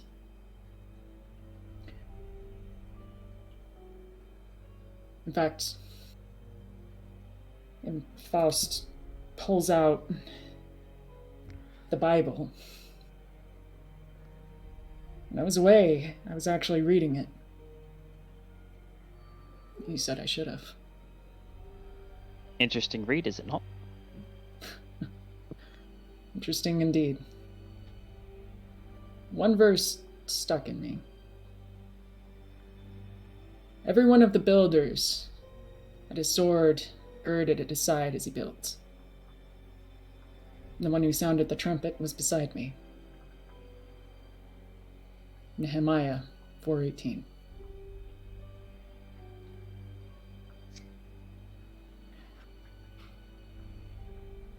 Mr. Stoneford, to you as well. I don't think it fair to leave you alone to face the terrors of this forever night by yourself. To Ray, may you never have to dine alone again, no matter how gruesome. I've already mentioned the macabre Chinese food more than once tonight. And to Maria,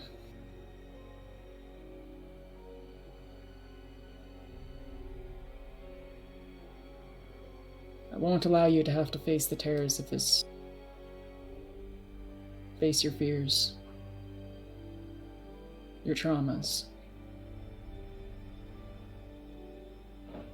or death alone again.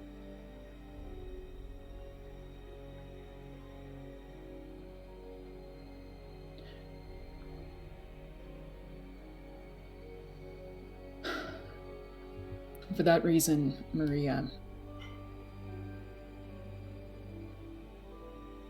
I request that we go see Veronica together. I want to make a deal with her.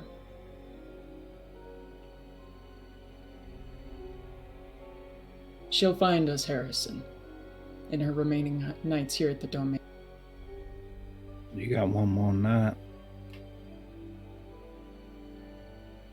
She'll make it happen. And the reason why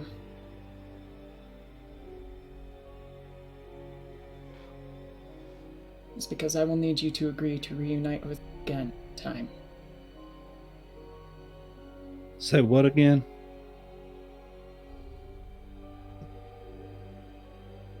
That's a proposition and a half.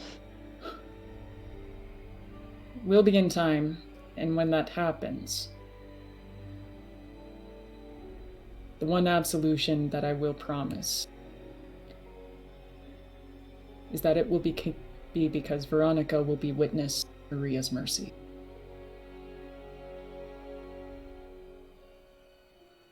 mercy. Or lack thereof.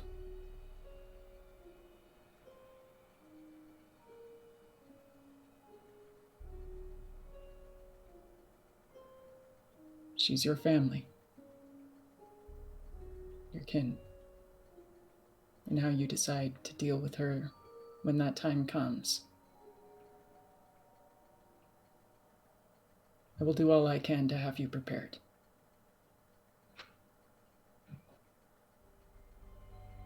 And Will where? you get out of all this? Oh, go ahead. No, go ahead.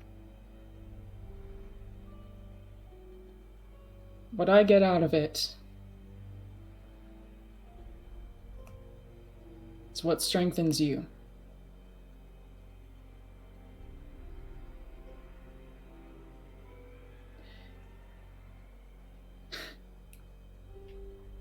During my time with my sire, Mr. Wolford,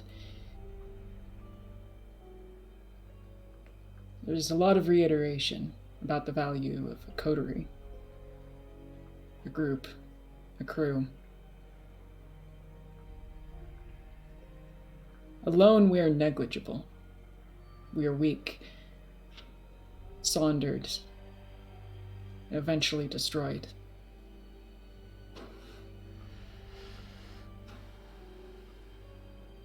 But together, and under the pretenses, we are able to unite properly, collaborate, and cooperate. Commit to a common goal, ultimately, then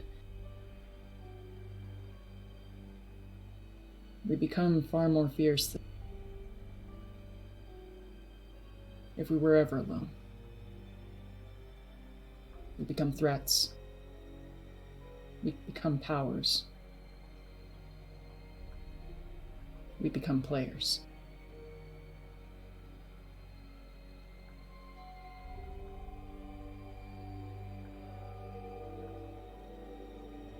Alright. Let's say I go along with this game. I'm out the second I think it's going sideways. You understand that, right? I'm already taking way too many risks with Veronica back. Way too many. There are individuals in this domain under Baron Jameson's command that if they have found out that I have her and all as a guest, burn this entire block down trying to find her.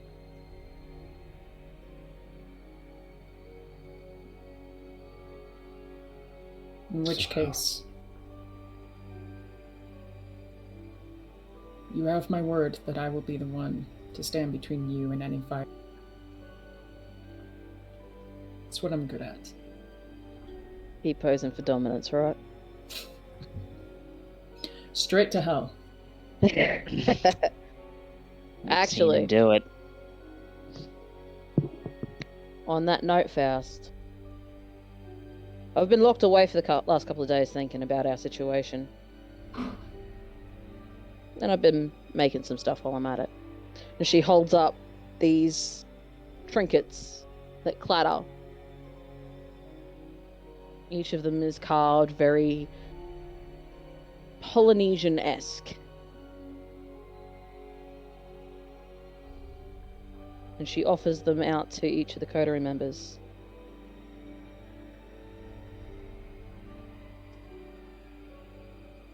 Faust looks at it very closely. Likewise. This is very intricate. Yeah. I'm not that great at it, but what do you know? It's made of bone. Don't ask where I got it. I'm going to assume from food, and that's it. Well, that's a depiction of one of the gods of my people. Wahiro te. That one is Hine Nui Tepo. She's the Lady of the Night, and she's the Guardian of Death. Just the short version of it. Basically, she's a goddess that guards the pathway to life and death. And she's the one that ensured that humans would stay mortal. There's another god called Wahiro Te Tipua. Forgive my horrible pronunciation. He's the god of darkness and evil. He's locked in the underworld, and he's a devourer. So when somebody dies, according to some tribes, Wahiro sometimes steals them and eats them. I feel like our situation is this constant tug-of-war between Hine and Wahiro, where we're the rope in the middle.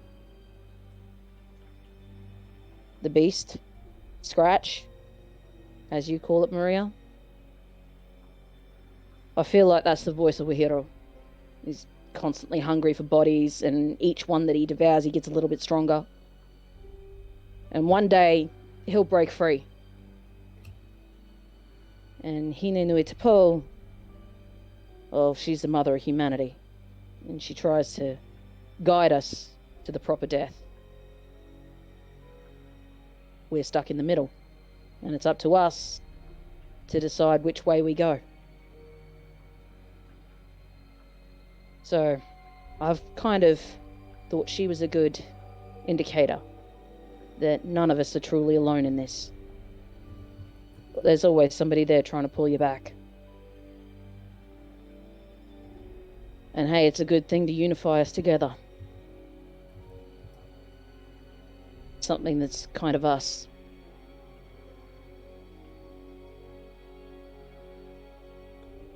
Faust pulls a necklace out from underneath his dress shirt and connects the little bone charms onto the necklace before putting it back into his shirt.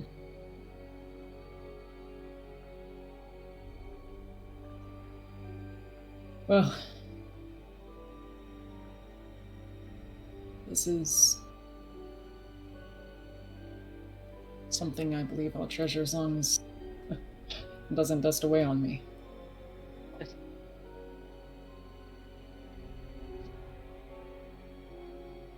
And on that note, with our coterie kind of recommitting themselves to each other and to their shared goal, we will be right back with what these kindred intend to do with possibly the rest of their existence ahead. So don't go anywhere, everyone.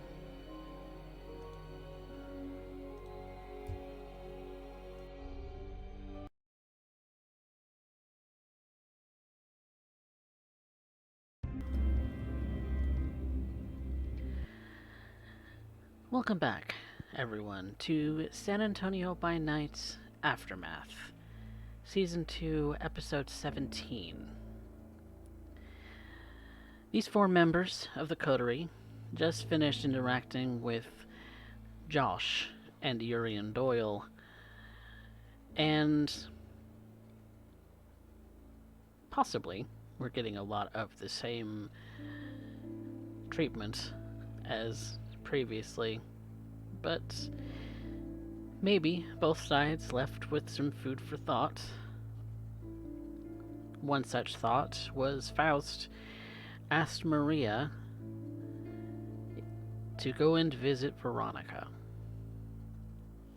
Veronica has been staying at one of Maria's havens for the time being.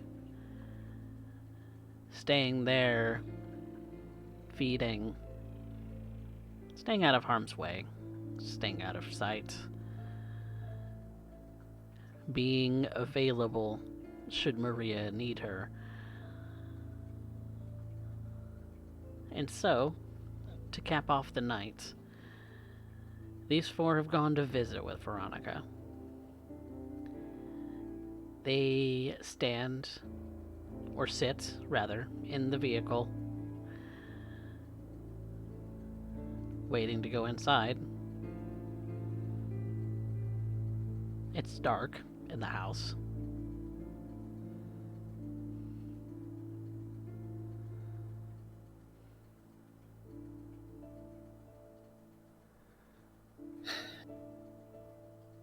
Once again, reiterate, Maria. Should Veronica rather this visit go sideways, as you put it?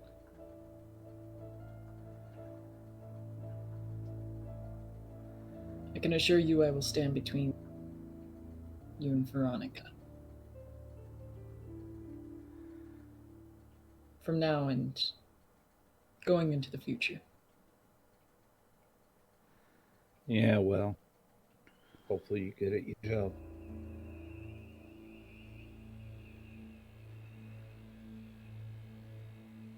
Well, let's get this over and done with.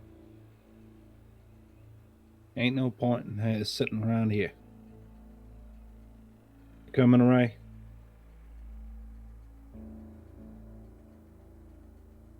Always. I unlock the front door. And I end up activating the beast. Specifically to end up being able to end up seeing it. Well, such things, it's weird. It's getting a little strange. Getting used to the idea that I'm sitting in a house with no lights on. Don't know why. Oh. I'd also like to use Eyes of the Beast. Okay.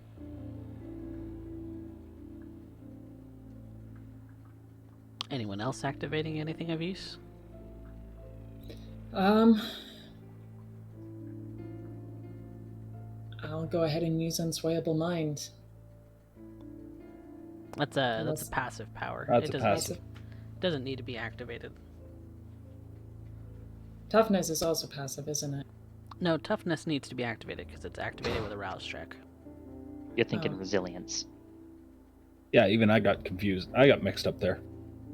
Yeah, resilience is the one that adds to your fortitude rating to your health track, and toughness is the one where you're roused to reduce superficial damage. I think a person who's been playing this game for years would know the difference. Names are confusing. Mm-hmm. Yes. The truth is shattering. Resilience I'm is gonna passive. act- Unswayable mind is passive. I'm going to activate heightened senses. Okay. Cool. Then I'm just going... Going in kind of blind. It is dark inside. Those of you who do have a way to peer into the darkness or to allow more light into your already wide pupils. The sight that you do see before you is of Veronica, also with those glowing red eyes that seem daunting in the darkness. Faust, that's all that you see of the figure sitting on the couch. Like she was anticipating someone coming.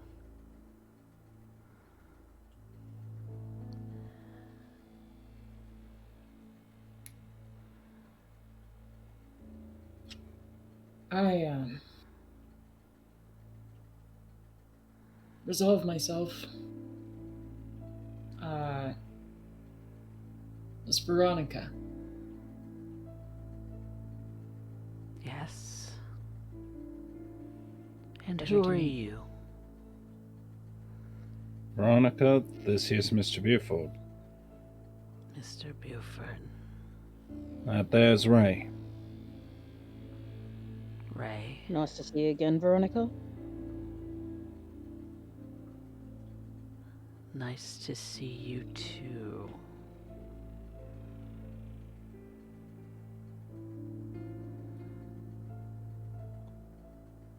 Is the big one not coming tonight? Got other things to discuss. Mr. Buford wants to end up having a moment with you. I promised them an opportunity to meet with you, so here it is. With me?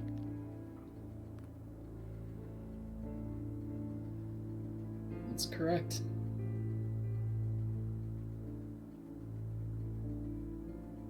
I have specifics that I'd like to discuss you about calls. Familiar values. Familiar values. Family values, if you will. I see.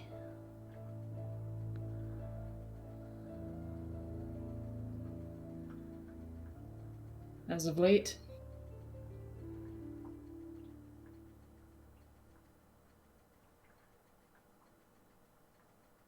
Maria has been a wonderful asset to this coterie.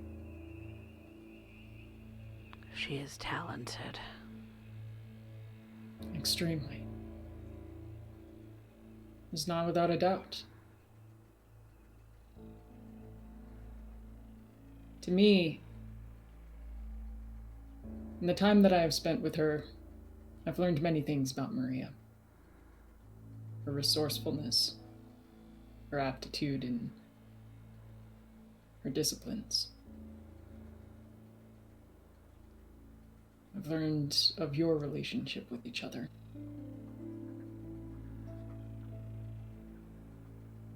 And I've learned of her fears.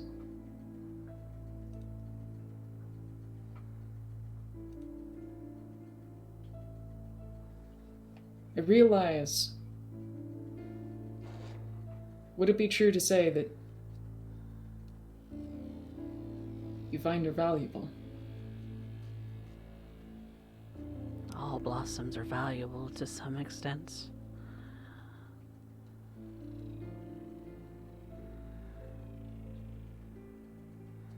Blossom.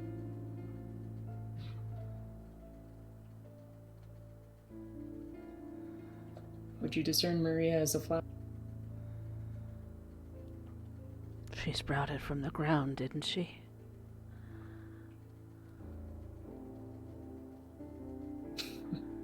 This is true. Like a flower in spring.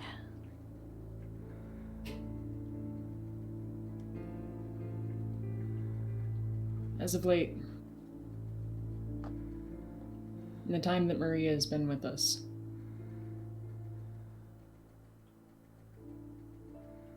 we've discovered something alarming.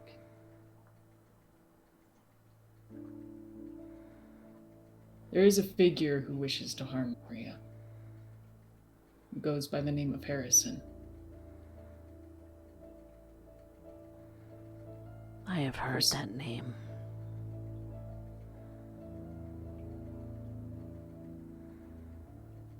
The ground has spoken of it.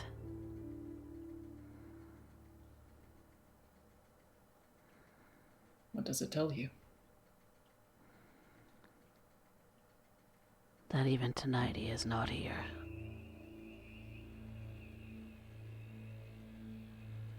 He may be outside of my reach.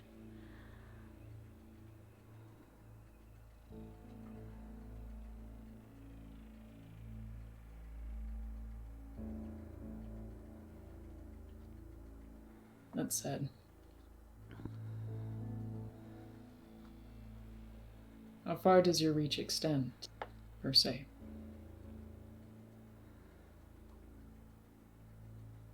For now, because I am still new to this land. Only the reaches of the large looped highway. But also depending where it is that I lay.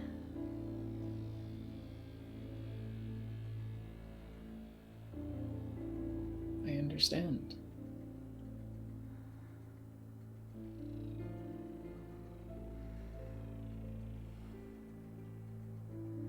We've come to the conclusion that Harrison is a threat to Maria, to the coterie,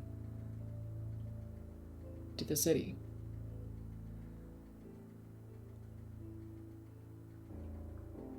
Would I be incorrect in assuming that it would be within your interest to preserve?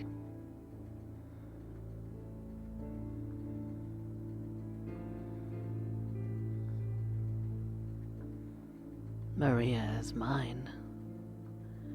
I protect that which is mine. But the city is not mine. I have no desire for it.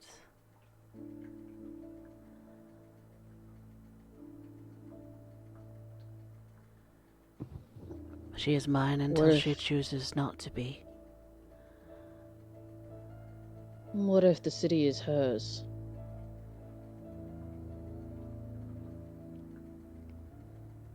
To claim a whole city as yours is ambitious.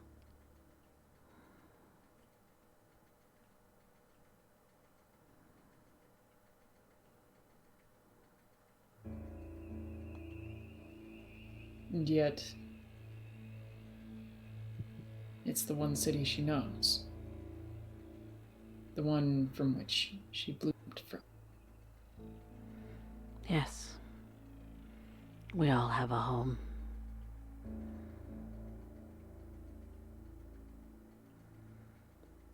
You don't come from here, Mr. Buford. Your home is in Dallas. A stinking city.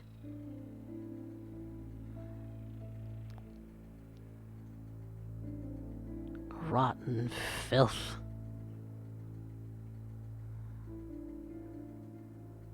Stagnant.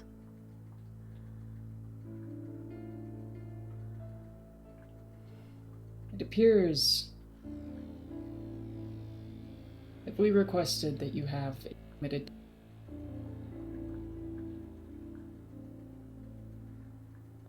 That I have what? It appears that we've requested you have a limited time And I do not intend to stay beyond my welcome. But what if we can make an offer? You want to make an offering to me? Consider it a trade. At this time, Boons.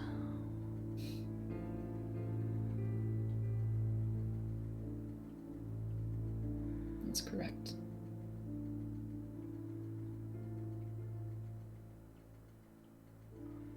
At this time, Maria has a commitment with the coterie. We intend to oversee that and help to see her grow.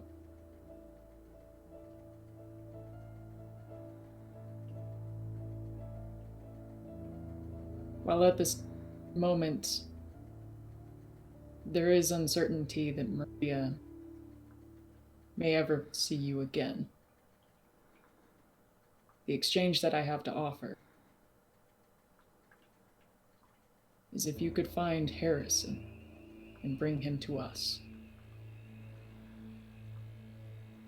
And I can guarantee at some point, I will see that you and Maria are reunited.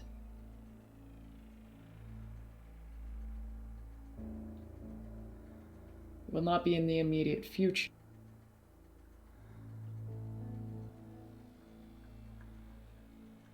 What do you have to say about this, Maria?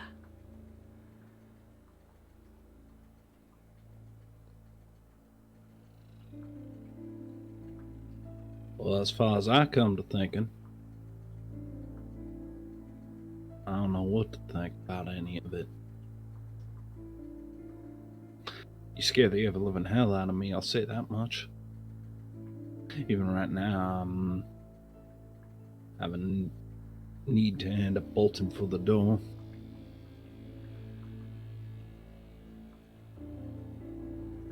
But I'm responsible for what happens in this little domain.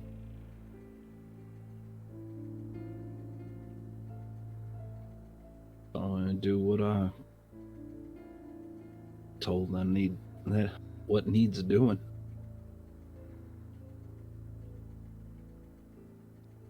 Can't say I'm much of a dragon, though.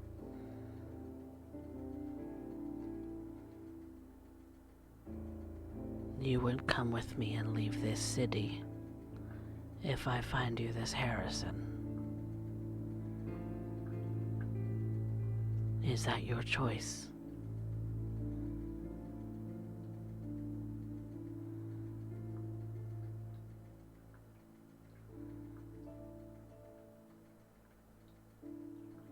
Faust looks at Maria.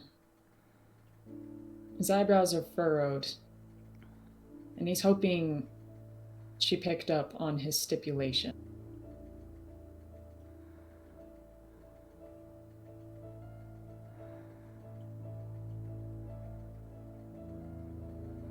I don't think she did, but she'll just try and trust Faust has a plan. But maybe he's everything that Thin Bloods keep telling her about Ventru. Yeah. So long as the agreement's held to the letter.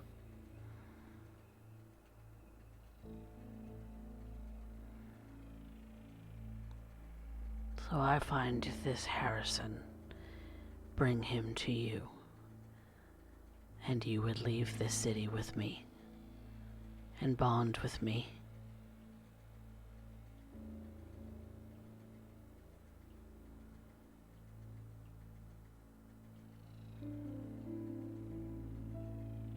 Keeps this domain safe, and that's what's gonna happen, right?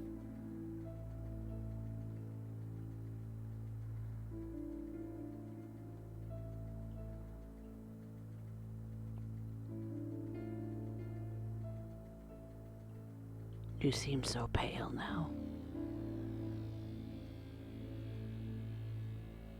Have you given up on your humanity? She doesn't answer. The thing holding you back.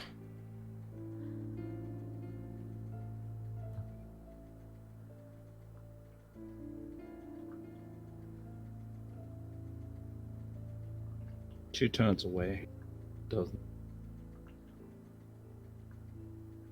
I don't want forced. I want willing. You're gonna get what you're gonna get.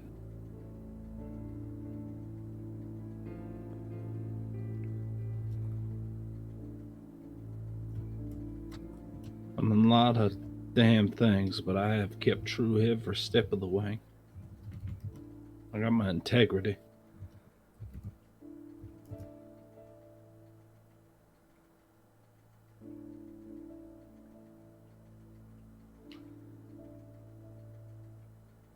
Then your word is your bond.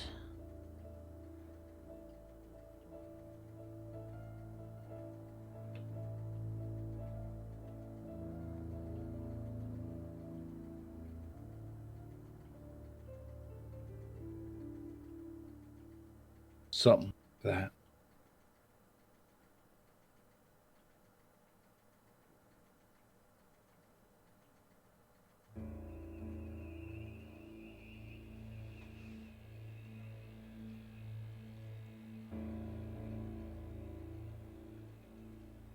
Then I will make leave of this domain early. I appreciate your hospitality, but I have a job to do.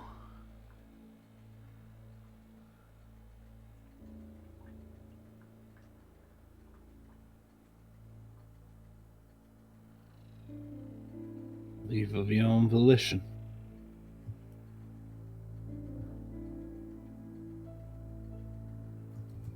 Be well, my child.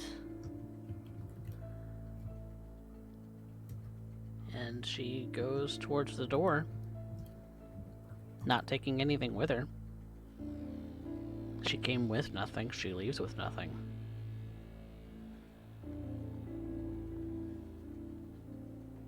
And leaves out the door. Maria just buries her head in her hands as she sits at her own kitchen table.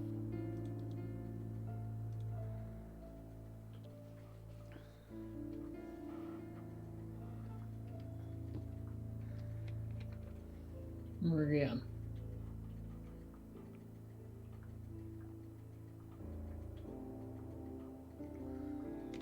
I won't leave you alone in the dark. Don't tell it, show it. Tired of all the talking.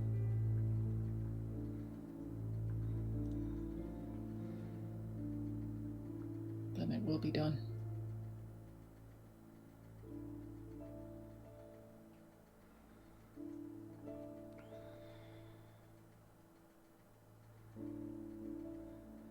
We leave by your call this time. I'm just the pawn, remember? Just the chip on the board. I'm the ante up. That's all I am here. I get it. Trade up. Went for somebody who can actually do the job, somebody who can actually find this Harrison fella. Smart play.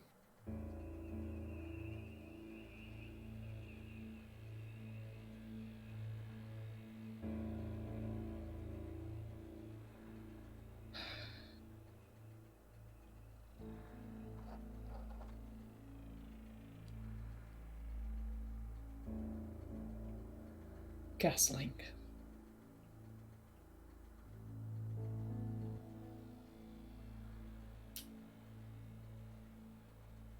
And Faust goes to the doorway.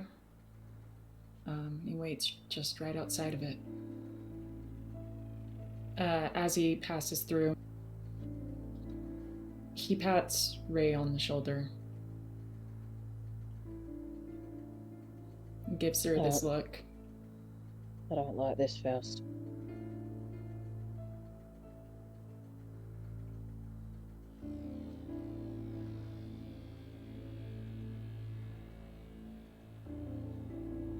I won't fail. I can't.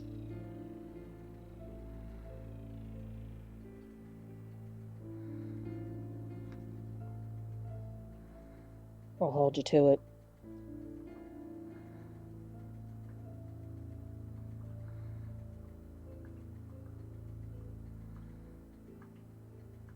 He exits the building and waits just right outside. Leaving the other three inside for the time being.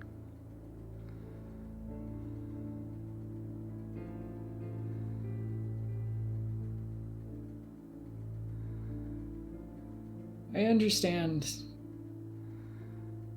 the levity of what I've just suggested.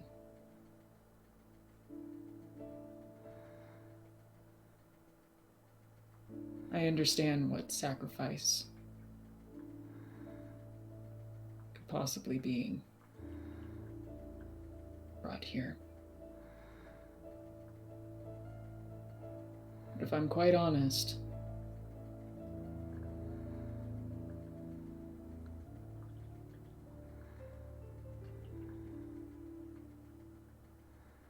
Maria, it's a little more than the pawn piece.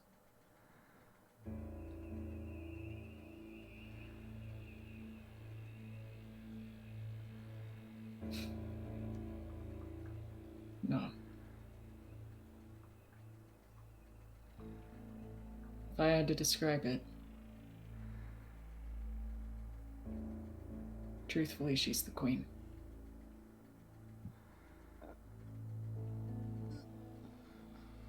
There's far more that she's capable of.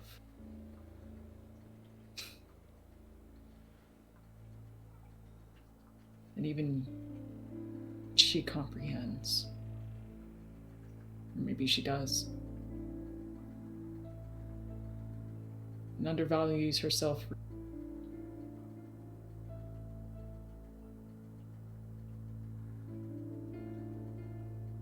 But everything that we've done up until this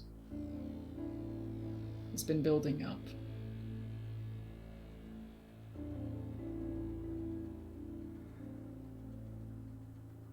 The ultimatum on it, as Mr. Stoneford has said, is that we can't let it fester like a wound.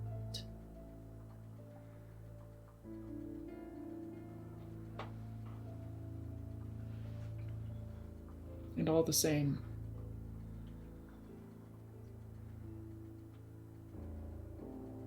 I want Maria to understand the power she has.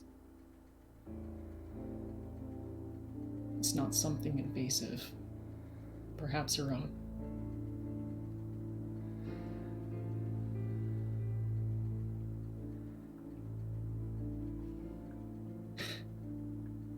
I can't help but feel like it's a repeat of bold, outrageous, dangerous idea. Could go either way.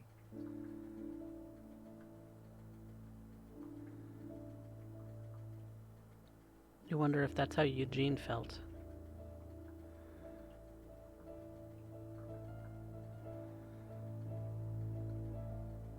I wonder if maybe I'm just falling.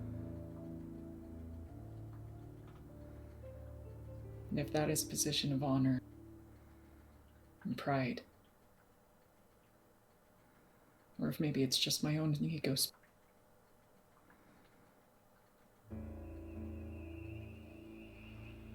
I'd be lying if I didn't say I was terrified either.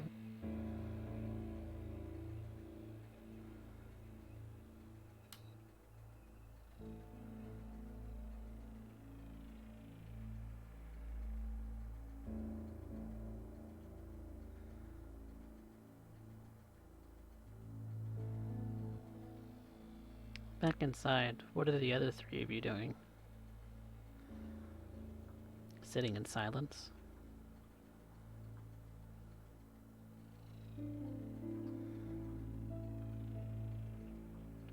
Ray stands by the door, just mulling over.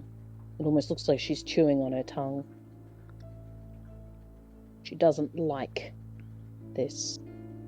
What Faust stipulated was not what Veronica proposed. It was not what Maria agreed to.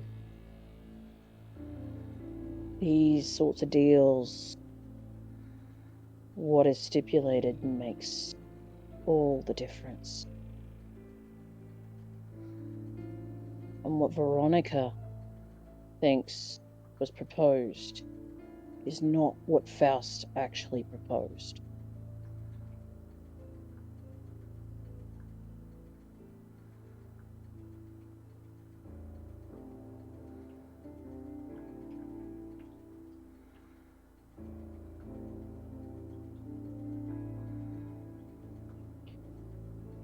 Rather audacious, that.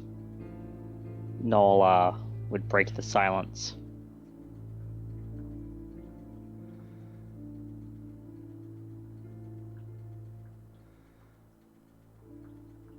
You said you're a pawn, Maria.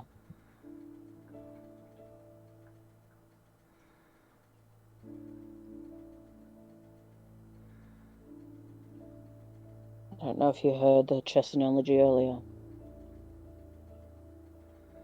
but you're not something to be traded up.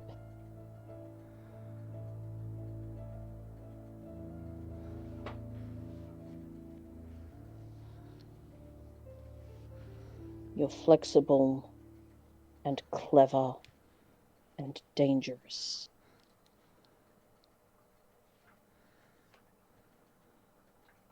You're a pawn, but you're one of the most powerful pieces on the board.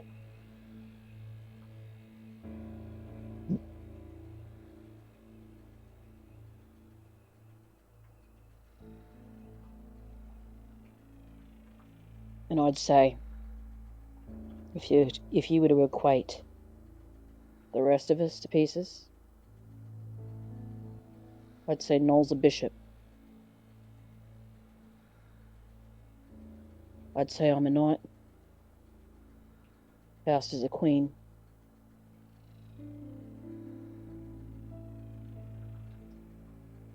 We all have our roles to play.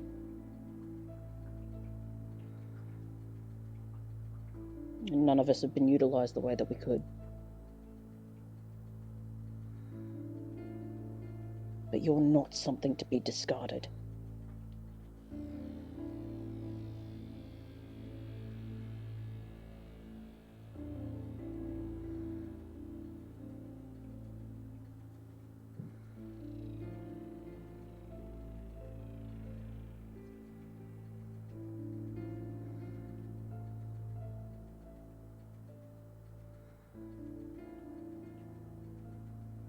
Oh, they're in the bork. Oof. Yeah, give it a moment.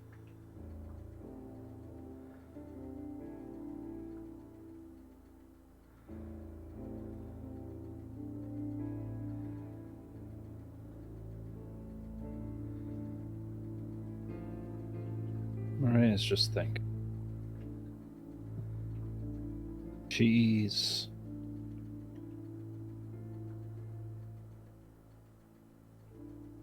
It's a familiar fear, but her body's not reacting the same way. It's not tense. It's almost like she can observe the fear from a distance, speculate on it, detach herself from it.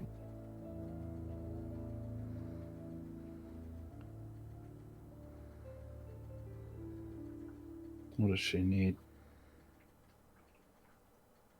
Can she trust Faust with this? Really, is she capable of trusting Faust with this?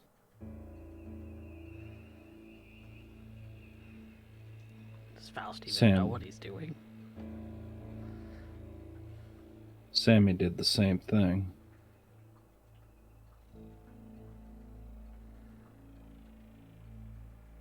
And she kind of catches the fact that she's sitting in a dark room and having no issues, as she just kind of observes it, as though looking at the room for the first time, really seeing it.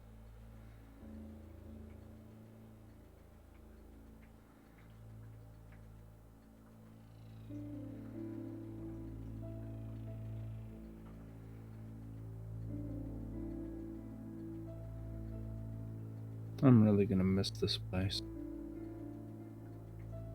she thinks to herself.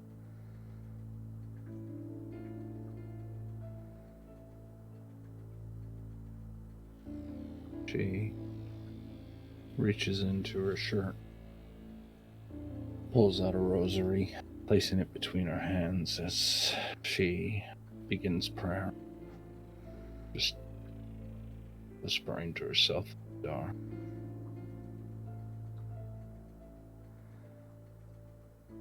Some vain hope that God will hear her.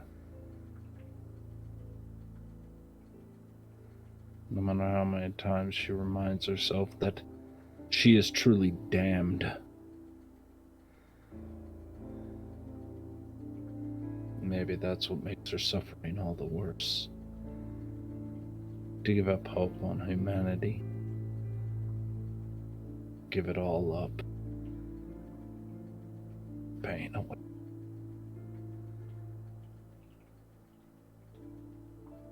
You feel the little bone figure of Hinanuitipo in your pocket, reminding that maybe Ray is right. Maybe something out there is tugging at your heart.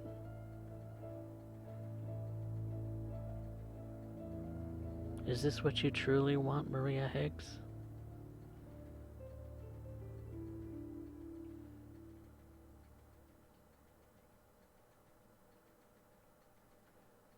I don't think Maria even knows what she wants at this point. I think Maria feels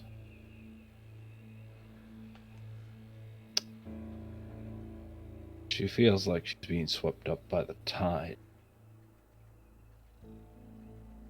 And the more reassurances she hears, the more it's feels like a lamb being prepared and calmed for the slaughter.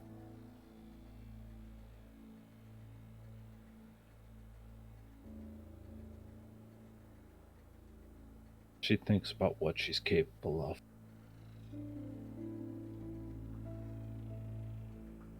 How desperate will she get? She couldn't hope to stop Ray. How the hell is she gonna stop Veronica? Banu boy ended up slicing her in two. Couldn't do much against him either. And what the hell can you end up doing to Faust when he could be lit on fire and just walk through it as though he was walking through the rain?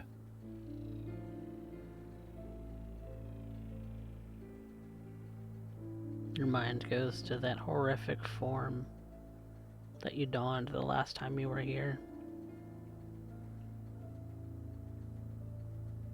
As much as it felt like Old Scratch was on the tip of your tongue, ready to burst out at any moment, it felt powerful. But is enough? Veronica called her a prodigy.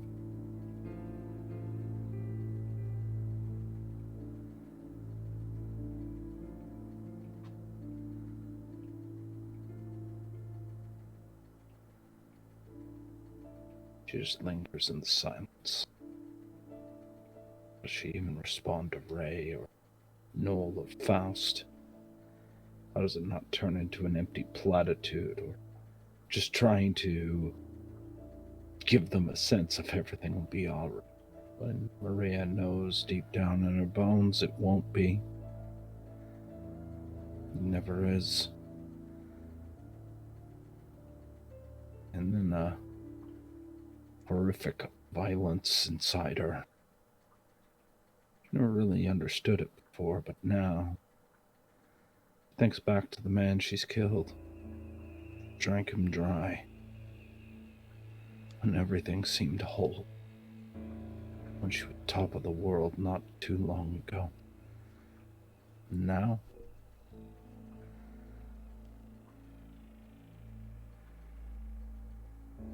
Now. What you would give to feel on top of the world again.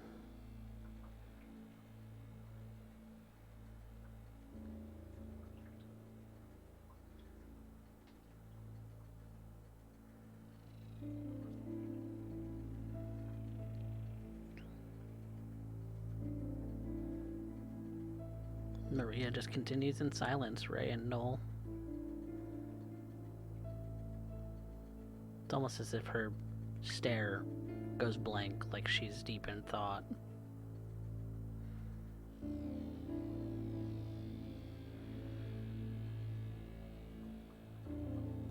Maybe she's having a trauma response, you don't know.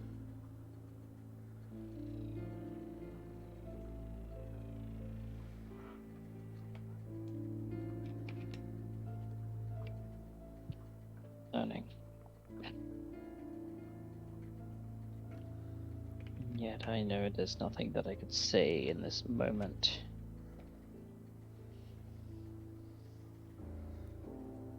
Nothing I could say in this moment that would return any sense of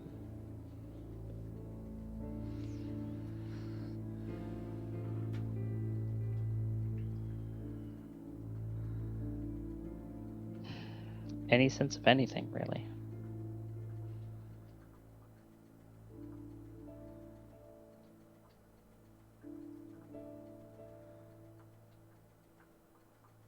I just hope Faust's plan actually works. Because if it doesn't,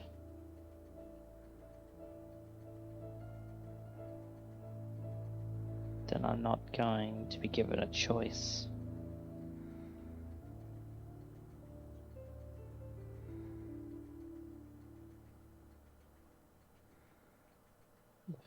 this is needlessly done.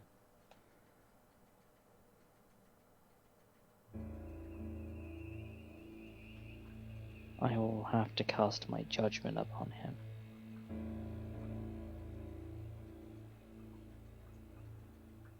And it is on that very heavy note that our coterie returns to their havens for the day's sleep. And who knows? A vengeful and powerful Zamisi may turn up with an individual named Harrison at their door. If these kindred dead bodies could toss and turn in the night, they might. But they lay still, alone with their thoughts during the day, anticipating what is to come.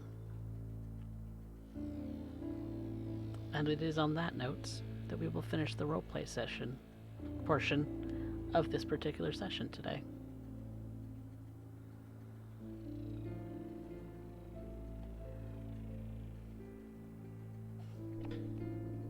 I love Maria. Maria is gorgeous. Even if she is slowly slipping away. I love you all. Slowly. It gets so tense. I'm so sorry. I did not anticipate that, but here we That's are. alright. I found that on my computer. Holy fuck, that pissed me off. Oh no. Well, at least the adrenaline is there and you're awake now. Yeah. Yeah, surprise. There y'all go. Surprise, surprise. Ray is absolutely gonna hold fast to all that. Sorry, what was that about Iago? And who's playing Jafar?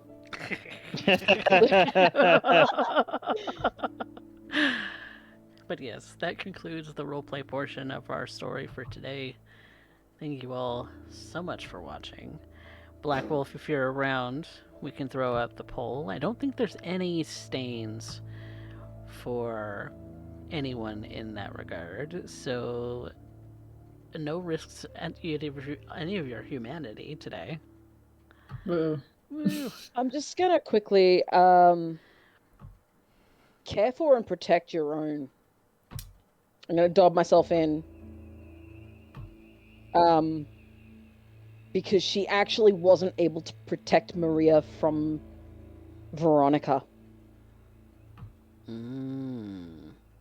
That is Or Benji. Or Carnage.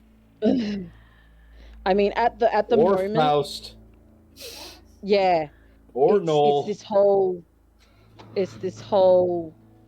Yeah. This whole it's grating situation's on her. putting in Maria at risk. Yeah. And if you feel like you've broken your own conviction, then I would take a stain. Oh yeah. Right now she has. And if you gotta roll it. So humanity roll?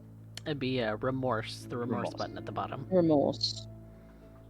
And I do believe it's a 3. It's the space between your current humanity and the stain, right? Yes, that's correct. Number of empty boxes. Yeah. Hanging on to it, Miss Wilson. Hanging on to it by the skin of your teeth. That's a lot of dice. That's I'm a lot of dice. amazed Did she you roll hasn't slipped. Did you roll the right pool? I could swear I did. I Oh no, that's... hit. Oh no, it said modifiers. Never mind. Oh no, yeah. Let me try that. Okay, Oh. fail. Oh. There we go. Is this Ray's first? Final slip. Ray's Her first slip. Wait. Have you lost any humanity, Bast? I've lost one. How am I the only one who hasn't lost humanity? Congrats! I'm amazed that Ray has only just lost humanity. Yeah, Just the given her one. killing style and everything, yeah. Just Your the one. humanity. She feels... 5 now? She always feels terrible about the people that she murders, but perhaps this little stunt with Maria might be worth it. You don't feel anything about it, really. You're a little numb. I won't let it happen. You It's won't. not going to happen. You won't let her be in danger. But you've already failed her 3 times. What's a 4th? What's a 5th? What's a 6th? What does it I matter? mean, it wouldn't be the first time I've lost someone. Wouldn't be the first time. Shit sucks. And then you die. And then it gets Or even in this worse. case, you keep going. But that is where Rey stands in her humanity. Yeah, I thought I'd dob myself in on that one. Mm-hmm. Because I realized that after you said stains, I'm like, oh, hang on a sec. Alright. Well, that does it for the stains portion. Who recovered willpower? I guess technically I did. Though I didn't really. You didn't spend any. Yeah. I recovered willpower. Good. Because you spent some. Technically. You actually I spent some. did. And then I'll recover the rest because we're starting a new night, I imagine. Yes, we will be starting a new night next time. And I'm still hunger 1! That luck is going to change fairly soon, I'm sure. Oh yeah, no, when I least expected, I'm gonna be like, yeah, browse fail, browse fail, browse fail. I'm currently sitting on hunger 3. Oh god. Ray's gonna have to feed soon. That's still alright. got I've two still got 2 aggravated. dots hidden away. Yeah, she still does. So, Good. Well, womp womp. There's that. Now we move on to some experience. So, we do things very similarly to the way that Derek does in his games, in that everybody gets 1 for showing up. Ooh. Woo! And so, then we have some categories that we go over with our players voting on each other, but you already have the poll open for who the viewers think is the most worthy of an additional experience. So, get your votes in, everyone. And so in the categories that you players vote on, who moved our plot? No. No. yeah. That sounds pretty unanimous. Yeah, I will take it. Thank you. There was no questions about that one. Who had the best scene? Faust. Aw. Yeah, fast. I already made my argument when we were on break. Oh, I didn't hear that argument. No, neither did I. It was Faust's little speech. Taking Interesting. responsibility? Yep. Mm-hmm. I loved it. I'm willing to give experience for it. Fantastic. Hopefully I can follow up by killing 3 birds with 1 damn stone. It's gonna go so wrong. It never doesn't. We'll have to find out. Heavy is the head. Heavy is the head that wears the crown. That bears scepter and sword in hand. Womp. Womp. Womp. And then, who had our best line? I could make a case for everyone. The way that I I'm gonna would say throw my... Ray had a few. Yeah, Ray had a few really good ones. Which ones they were, though. But you wouldn't... Something that I think was kind of down, like a kind of like really short line that kind of summed up what was going on in the moment. Just... check. Who the fuck is Josh? Yeah. Who are those Yes! two and who the fuck is Josh? You're looking at a legend. Yeah, you're looking at a legend. It was so hard not to do the layup on that one. I Because know. because it's not in Maria's character right now, but the one I wanted to end up saying is, you're looking at a legend. We don't need to hear about your God complex, Ray. I wanted like Josh to actually turn around and actually comment, but he stayed quiet. I was like, oh. Yes.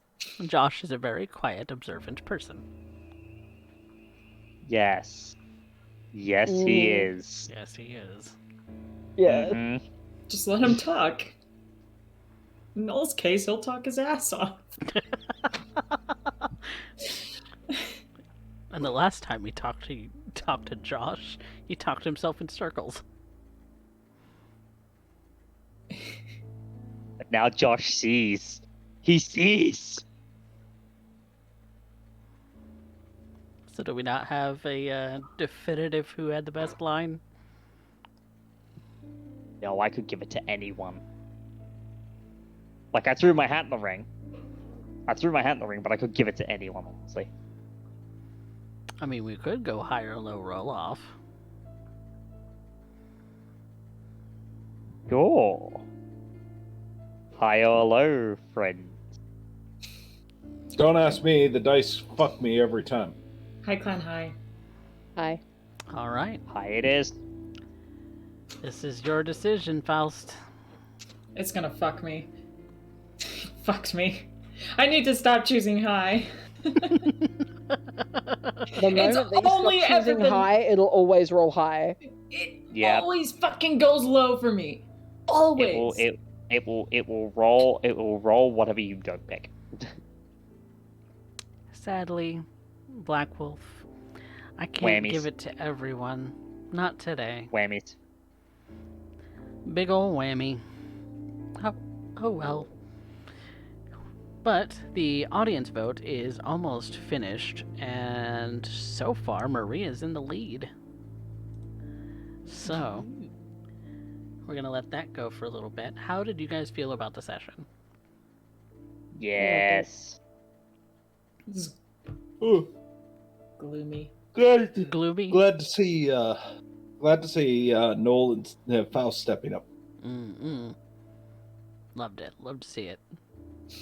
Yeah, but Our Noel has just gotten chess through, players. just like In the coterie. but Noel has just gotten through how big of a threat he sees Harrison to be, because it's just like, yeah, I'm not willing to trifle with maybes, because we trifle with maybes and we die. Okay. And Faust is following up with that. He's getting you Harrison. Yeah. Ray is just like, finally, some movement!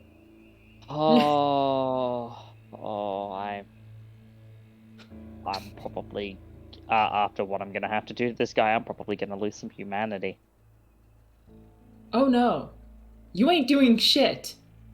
We're taking this motherfucker directly to our Baron because we need to establish the fact that we trust him. After looting him and taking the gun. Maria, you win that audience vote. They loved you. They really, really loved you. Oh, you're muted, by the way.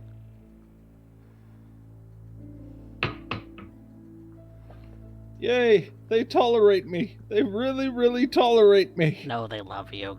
Shut your damn. Oh yeah, no, they love you today. Shut the damn mouth. But yeah, I'm glad you guys liked the session. I felt personally like my mind was a little spacey during that that Urien and Josh and Noel scene. You did great. Yeah, my brain was just all over the place. It felt like they were analyzing us. So, you did good. Yeah. Which Ray is kind of so what they do. sus. Ray is so sus of like, why now? It's like, Oh. why now? And why did- You go poking the bear's gonna come out of his hole. And why did he decide to show up with somebody else with him. Like, these are. She's questioning this. Em showed him something. The obfuscation is beginning to unravel. It's like, who is Josh? I'm gonna go out and say it. After discerning the whole, what's the better chess piece, what's the better piece in the board kind of debacle, Faust kind of got an idea. He's like, okay. The one who didn't do anything other than watch was the player. That just makes sense. We'll find out. That's exactly right. We'll find out. We will. Yes. In the All right. meantime, we have some... Coffee? Yes. I'm gonna dip out right now. I just have no energy. I'm going right to bed. Okay. Good night. It is Love you bad. both. Sleep well, Derek. Take care. In that case, we're just going to go ahead and say goodnight, everyone. Hope you all have enjoyed this wonderful episode, episode 17 of season 2 of San Antonio by Night Aftermath. And I hope you will join us next time when we find out whether or not our Zemisi, Veronica, is immediately successful or not. Until then, from all of us here in the Alamo City, say goodnight. Good night. Good night.